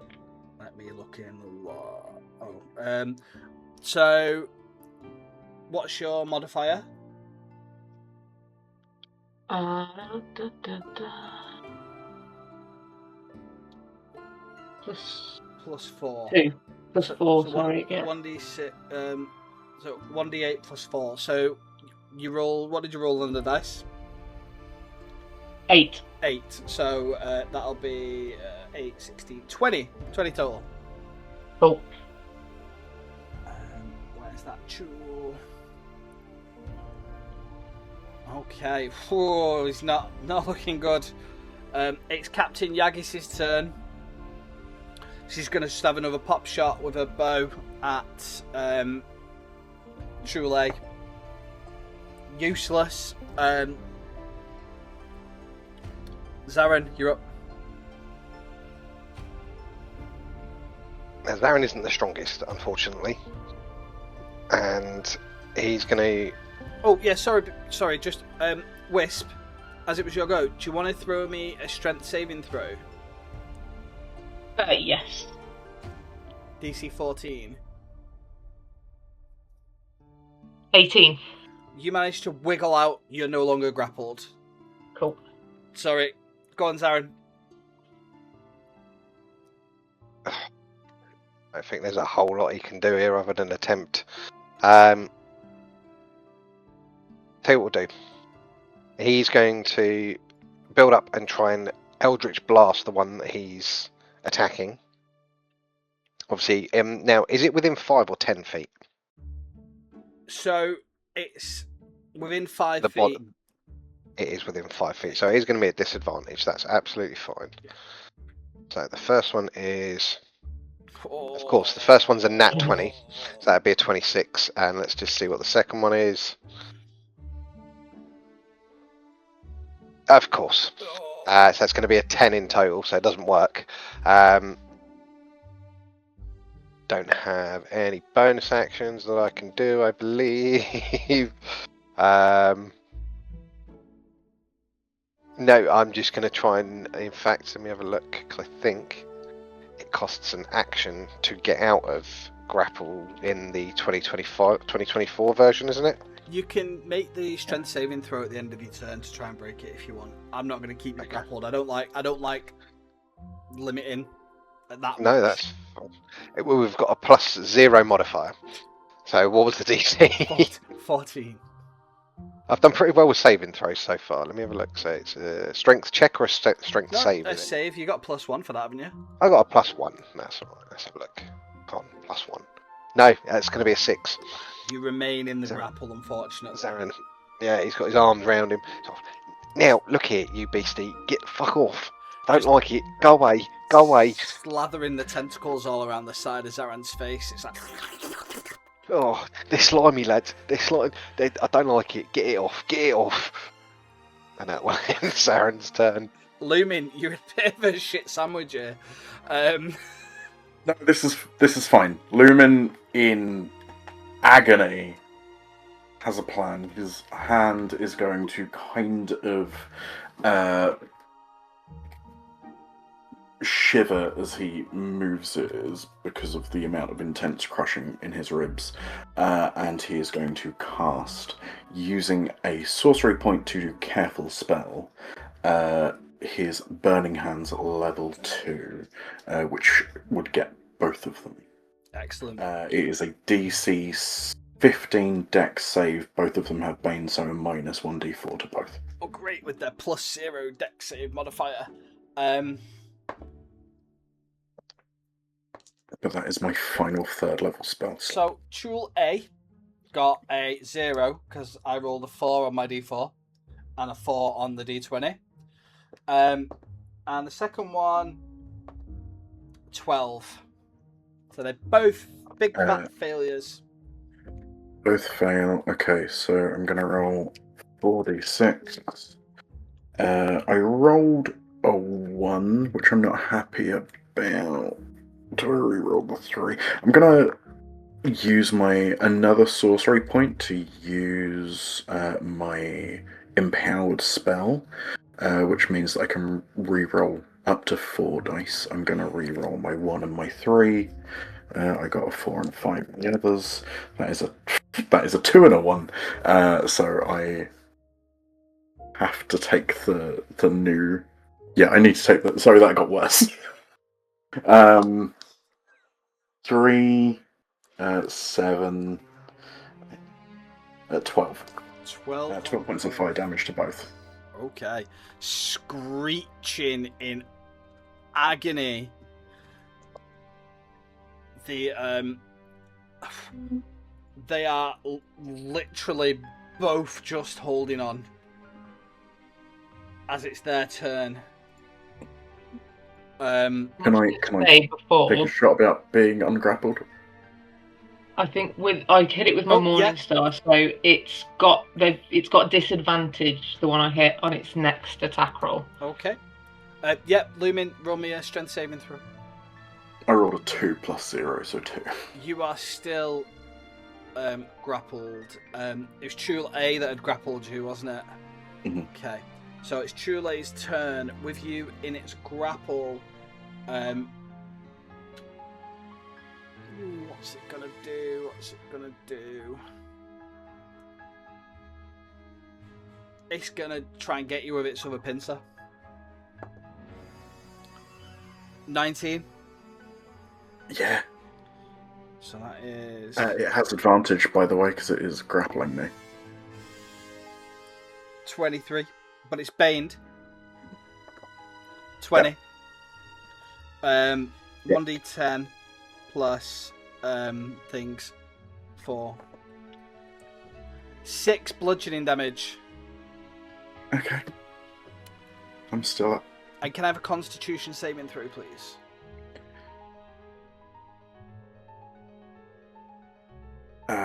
I'm good at con. So 13 DC. 19. Saves. You are fine. It's got you in one pincer. It's now got you in the other. It's now got you in the other pincer. It can't make another attack. So it is now Chul B's turn, which has got disadvantage. Did you say on its first attack? So it's going to make that on Zarin. I rolled a 2 and a 4. Remember to take away the 1d4 just to get it into the minuses. I rolled a -2. It should have just been a straight roll though, because he's grappled, but it's fine. It would have missed anyway with either of the dice rolls. It's going to try again. This time it will get its advantage. That's better. That's 21 minus 1. So a dirty 20 for 13 points of bludgeoning damage, Zarin.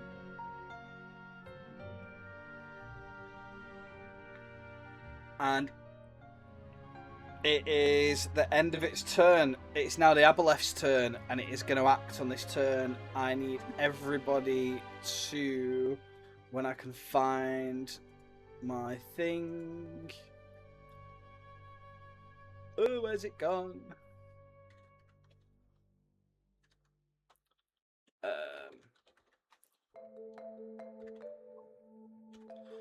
can't wait till they make this easier. They're rebuilding this system. Can everybody please make me a DC 16 Wisdom saving throw? That's a natural one.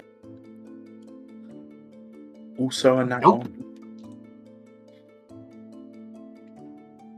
18. Okay. Those that... Oh, I have advantage on wisdom saving throw, sorry.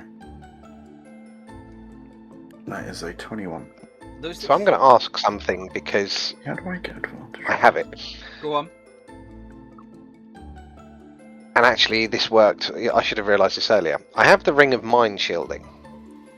Ooh, okay. While wearing this ring, you are immune to magic that allows other creatures to read your thoughts, determine whether you're lying, know your alignment, or know your creature type. Creatures can only telepathically communicate with you if you allow it. You can take a magic action to cause the ring to become imperceptible. No, that's fine. Would there be... Is this something trying to communicate badly with me? So it's casting a spell. Right, that's fine, never mind. Yeah. I was just hoping. So those of you that failed hear again a discordant melody in your head that sounds almost like a scream being echoed around a chamber over and over and over again, and you will take 14 points of psychic damage Shit. as the Aboleth casts Dissonant Whispers on the cabin. Bjornhild Solvigsdotter, I had to move him so I could read his name, falls dead on the floor.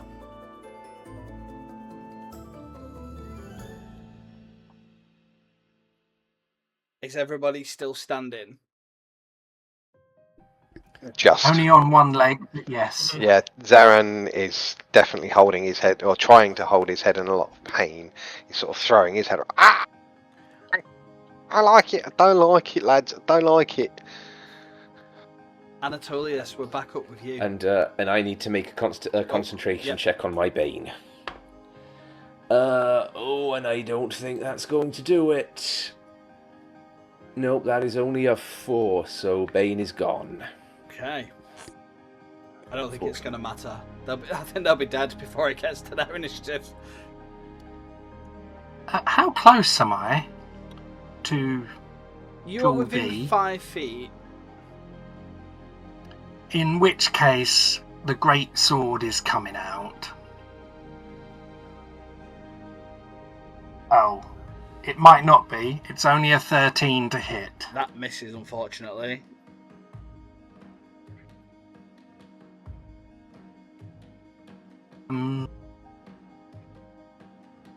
Whimpering is a free action. Yes. I don't think there's really anything else that I can do. Okay, I wouldn't try and move away. I'm just going to stay where I am. Okay. Merrick. Oh dear, this isn't looking particularly good, is it? Right, I am going to... When you say they're not looking particularly good, how... Oh, you know what? Screw it. Let's have a crack. Unfortunately, both of my most powerful spells are AoEs, and I think I would wipe out half the party if I used them. So I'm going to. The Aboleth speaks to you telepathically. Do it now. All right, no more of that from you. But you know what? I will. I'm going to move to there, and I am going to do another use of Shatter, which I'm going to hit right between where the two tools are.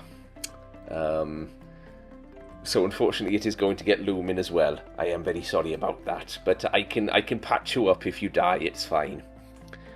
I'm dying. So that's going to be a Constitution saving throw, DC 14, please. Okay. That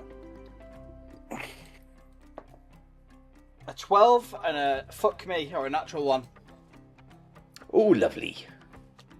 And I got a 14 on the dot. Hey. So that's not going to matter. So you only take half damage. 8, so that's 13 points of damage for the 2 tools and 6 points for Lumin. Okay. So, Lumin, I believe you are now I am down. down. But, Merrick, how would you like to do this? Oh Lord. So again, the shatter spell takes the form of just this floating musical note, which just seems to sort of, almost like the same way that it looks when Doctor Strange goes into the mirror universe. It just creates a sort of shattering reality effect, and it just strips the claws of both creatures just sort of disintegrate and crumble, and you just see as like the flesh just burns off, like Sarah Connor against the fence in Terminator 2. And then I just wave apologetically at Lumin as he loses consciousness. I've got some healing left. You'll be fine. Oh no! You see the staff that still had the light source on it go dim as Lumin returns to his very human form and hits the ground.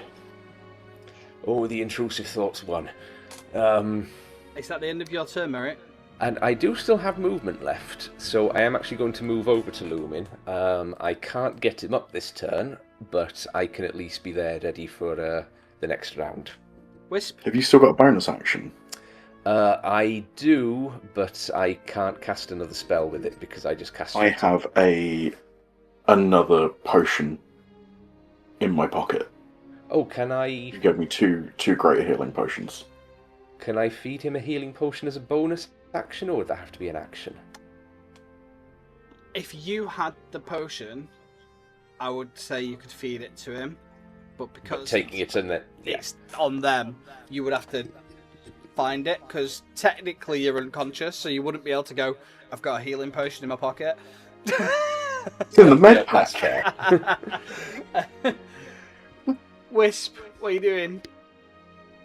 Right, who had the key? Can I go and grab the key and then move over to the Dubry What's-It and put the key in? I think Sleeping Beauty here has the key. Yeah? That is definitely the technical term Yeah. for it as well. Yeah. Okay, we'll do that then. Sorry for furking around in your pockets. Like, So you're but- going to go and plunder the corpse, well, the unconscious body. Absolutely. For the greater good, obviously. Roll me an investigation check. The greater good. Okay.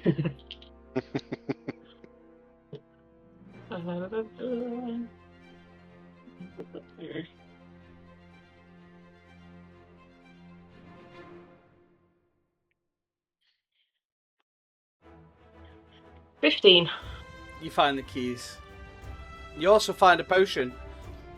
I'll leave that with him. Okay then. Where am I putting the key? That'd be good if I knew where to put the key. I know it's in the thingy majigger, but whereabouts? Do I see the keyhole? You'll have to look on your next turn. Okay, right then. I am stood with key. Captain Yagis is going to come in, and she goes, have you got the key? I have indeed. You need to put it into the console and turn it, and that should overdrive the engine and drive the Aboleth away. You're going to be able to do that on your next turn, though. Cool. Zarin, what are you doing? Breathing very deeply, he's got his hands on his head now that he's been released from this grapple, and he's sort of and this mate, I didn't like this. It's killing me. I'm going to go and take a sit down, and he's going to walk off and sit in one of the chairs I'm going to take a minute here, and I'm going to use.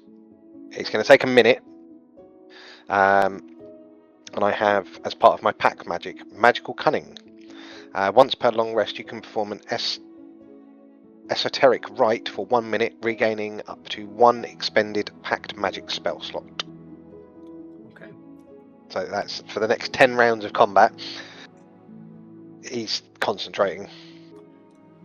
Lumin, nobody's put a potion in you yet. Can I have a death saving throw, please? Do you want me to do it anonymous, or do you want me to say? Yeah, no, you can say. 7, so a fail. First fail. Okay. Now, for the first time in this combat, I'm going to use one of the Aboleth's legendary actions, and I would not now. a wisdom saving throw from Anatolius, please. The DC is 16.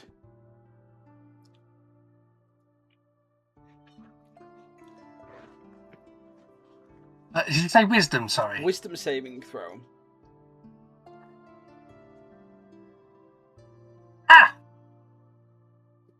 Natural 17. Okay, that's fine. You're all good. It's now the Aboleth's turn.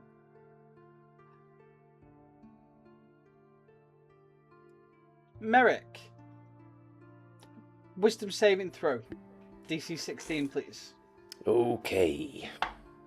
No, that is a 2 on the dice for a total of 4. Okay. Anatolius, it's your turn. Oh, is it?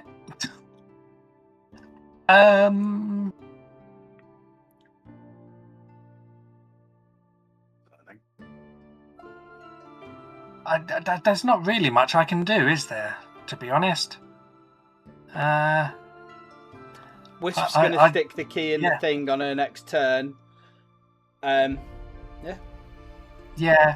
So I'm just going to sit down and let her have her turn. Well, when it gets there. Merrick, I would say it's your turn. But I'm guessing it's the Aboleth's. But it's the Aboleth's turn.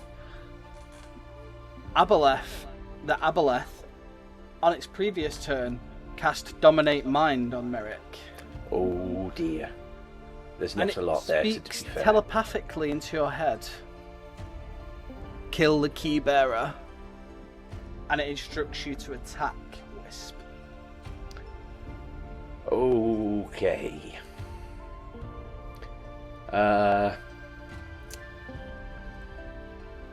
So with this, does it have to be a melee attack, or can it be a spell? It would be how you would attack. I mean, I could pick for you, but I don't want to do that. I think it's fun if you pick. Well, because I'm absolutely, as a player and as a DM, someone who likes to lean into worst case scenarios because I think they're a lot more fun. I had got 1 spell slot left, which I was going to use to do a Cure Wounds on Lumin. But instead, can I use that to cast Thunder Wave? Oh, yes, of course you can.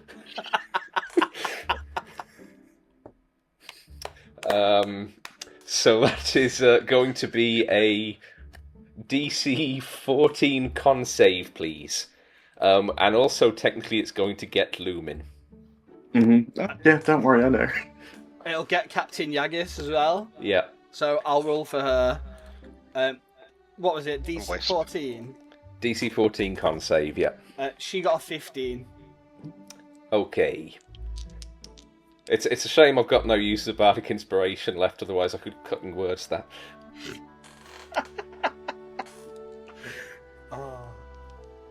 Do I lose my Bardic Inspiration because I'm unconscious, or...? Yeah, you don't get to roll a save. It just hits. I do get to roll a save. The only things that are... Oh, incapacitated. You're unconscious, so therefore when you are down, it is an automatic hit. I mean, this isn't technically a hit. Yeah, this is saving. Yeah, this is saving throws of strength and dex. Con is, I can do a roll. I have a feeling. Yeah, I have a feeling that con saves you can. I think it's with disadvantage. Let me double check. It's automatic fail of strength and dex. I am prone, so that doesn't do anything to con. And what's the other one? Incapacitated. Oh, no. Yeah, no, you're right. You automatically fail strength and dex, but con normal.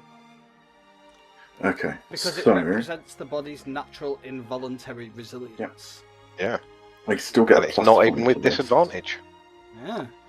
7 plus 5 is 12, so that's still a fail. What did you say the roll was? 14. Yeah, it's still a fail. What did Wisp get? I got a 17. Ooh. Okay, so it is 10 points of thunder damage to Captain Yagis, 5 points to Wisp, and a failed death save to Lumen. Mm-hmm. I am on 2. Just the Aboleth just speaks to you. Goes, very good, very good. Thank you, Mother. Wisp, it is your turn. I think I've just got to leg it to the console. Merrick, I'm going to leave this up to you. Do I get an attack of opportunity?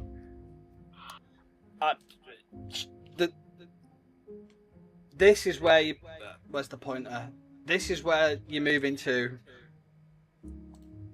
So, yes. Shame I haven't got long arms in it. Just a little guy. I mean, I'm little and nimble, but yeah. Well, we've got to go for it. Well, fortunately, melee attack-wise, all I've got is a dagger. So that's 17 to hit. Ooh, it does. Just move away. That's 5 points of piercing damage. Wisp's down. Will I take half of that though? Remember, that's halved. Oh, because of raging. Yeah. Oh, saves the day. Just. So, what do I go down to if that's halved? Because it's 5. 2. Do I go down 2. to 2? 3, sorry. 3. Okay. Cool.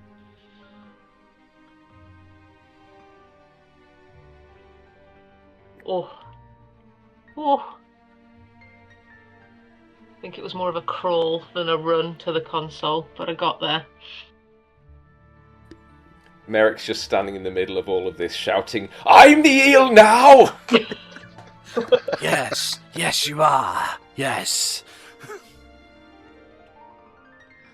Wisp, it's your initiative. I put the key into the console and turn it. So you put this key into this console, and you turn it. There's a and the engine kicks into life, and there's this magical whine, and the lights all begin to pulse in the engine room. And you look over your shoulder, and the chandelier is pulsing, and you can see that the runes on all of the wards on all the metal structures are glowing green as they get brighter and brighter and brighter, and there's this huge spark of arcane energy, and the Aboleth just absolutely bucks it into the darkness. The lights simmer down, the chandelier's just glowing again, and the wards return to that red colour that they were earlier. The engine is now running. Captain Yagis is sort of... Merrick, you snap out of it. Oh, where did I go just now?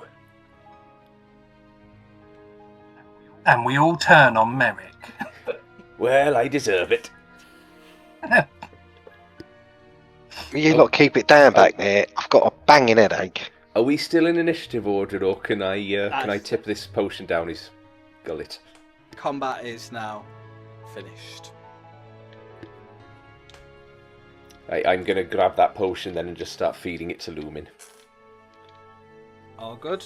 Lumin, you can take that healing and pop back up to good health. With a gasp, I was having a very unpleasant dream. Yeah, we all did, mate.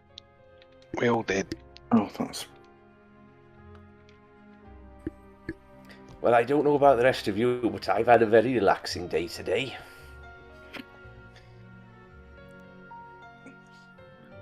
Zaran's just put his head down on the table and looks up. And Avarice and Dazzlin still there. Yeah, they're crawling back out from under the table that they've hidden under.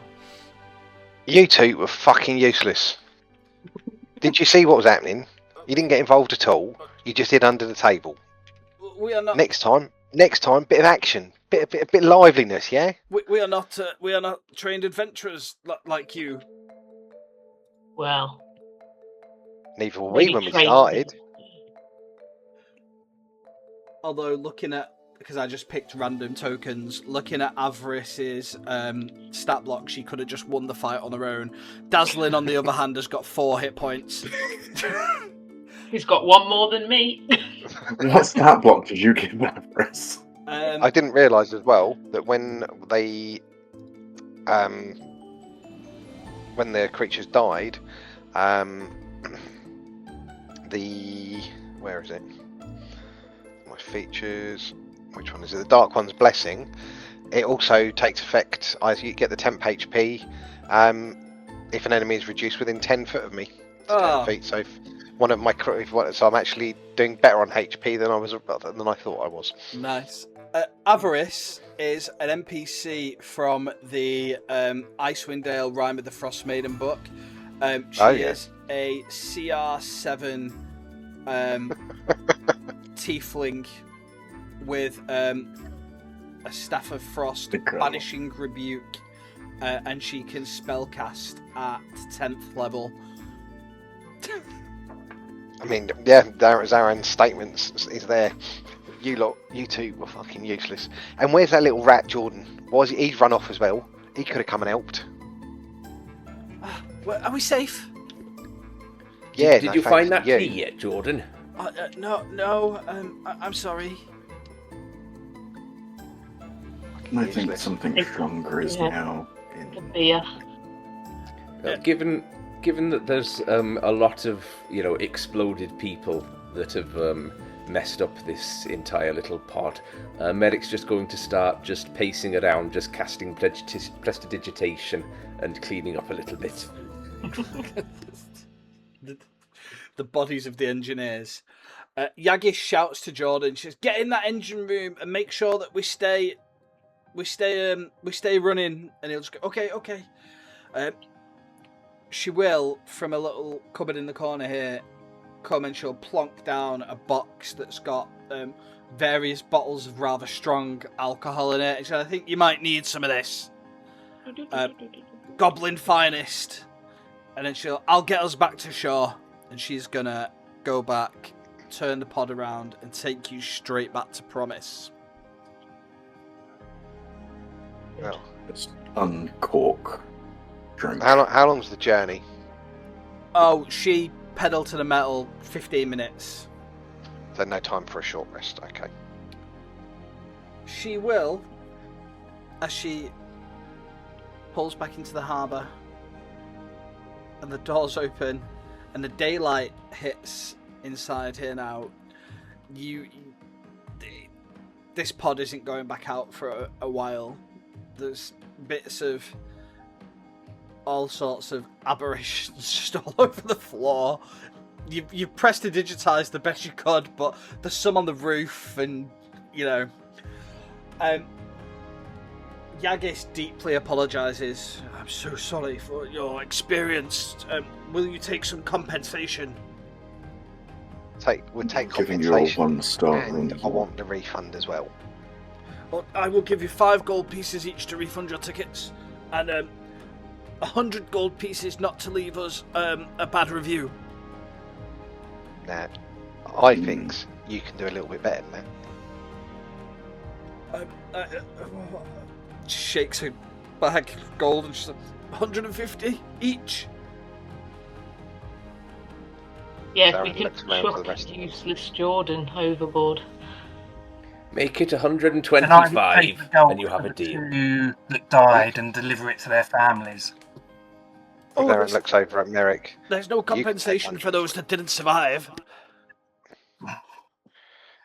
And then we all attack Captain Yaris to take all of the gold. Hey, nah. We don't attack him. He's given us the 150 plus the 5. I do have And we this get as well. Which is... And she gives you a book. She says, this could help stupid people get smarter. Then I suggest you give it to Jordan. Okay, Jordan, you can have I this thought he tome was of quite clear knowledgeable about the fish. And yeah, it's a tome of clear thoughts, which, if you don't know what that is, it's a book that contains memory and logic exercises, and its words are charged with magic. If you spend 48 hours over a period of 6 days studying the book's contents and practicing its guidelines, your intelligence increases by 2 to a maximum of 30. The manual then loses its magic. It regains it again in a century. Now, with Zaran being a historian of such, would he recognise what this book can do? Is it something he would have read about or looked into in the past? Roll me a history check, please. Yeah.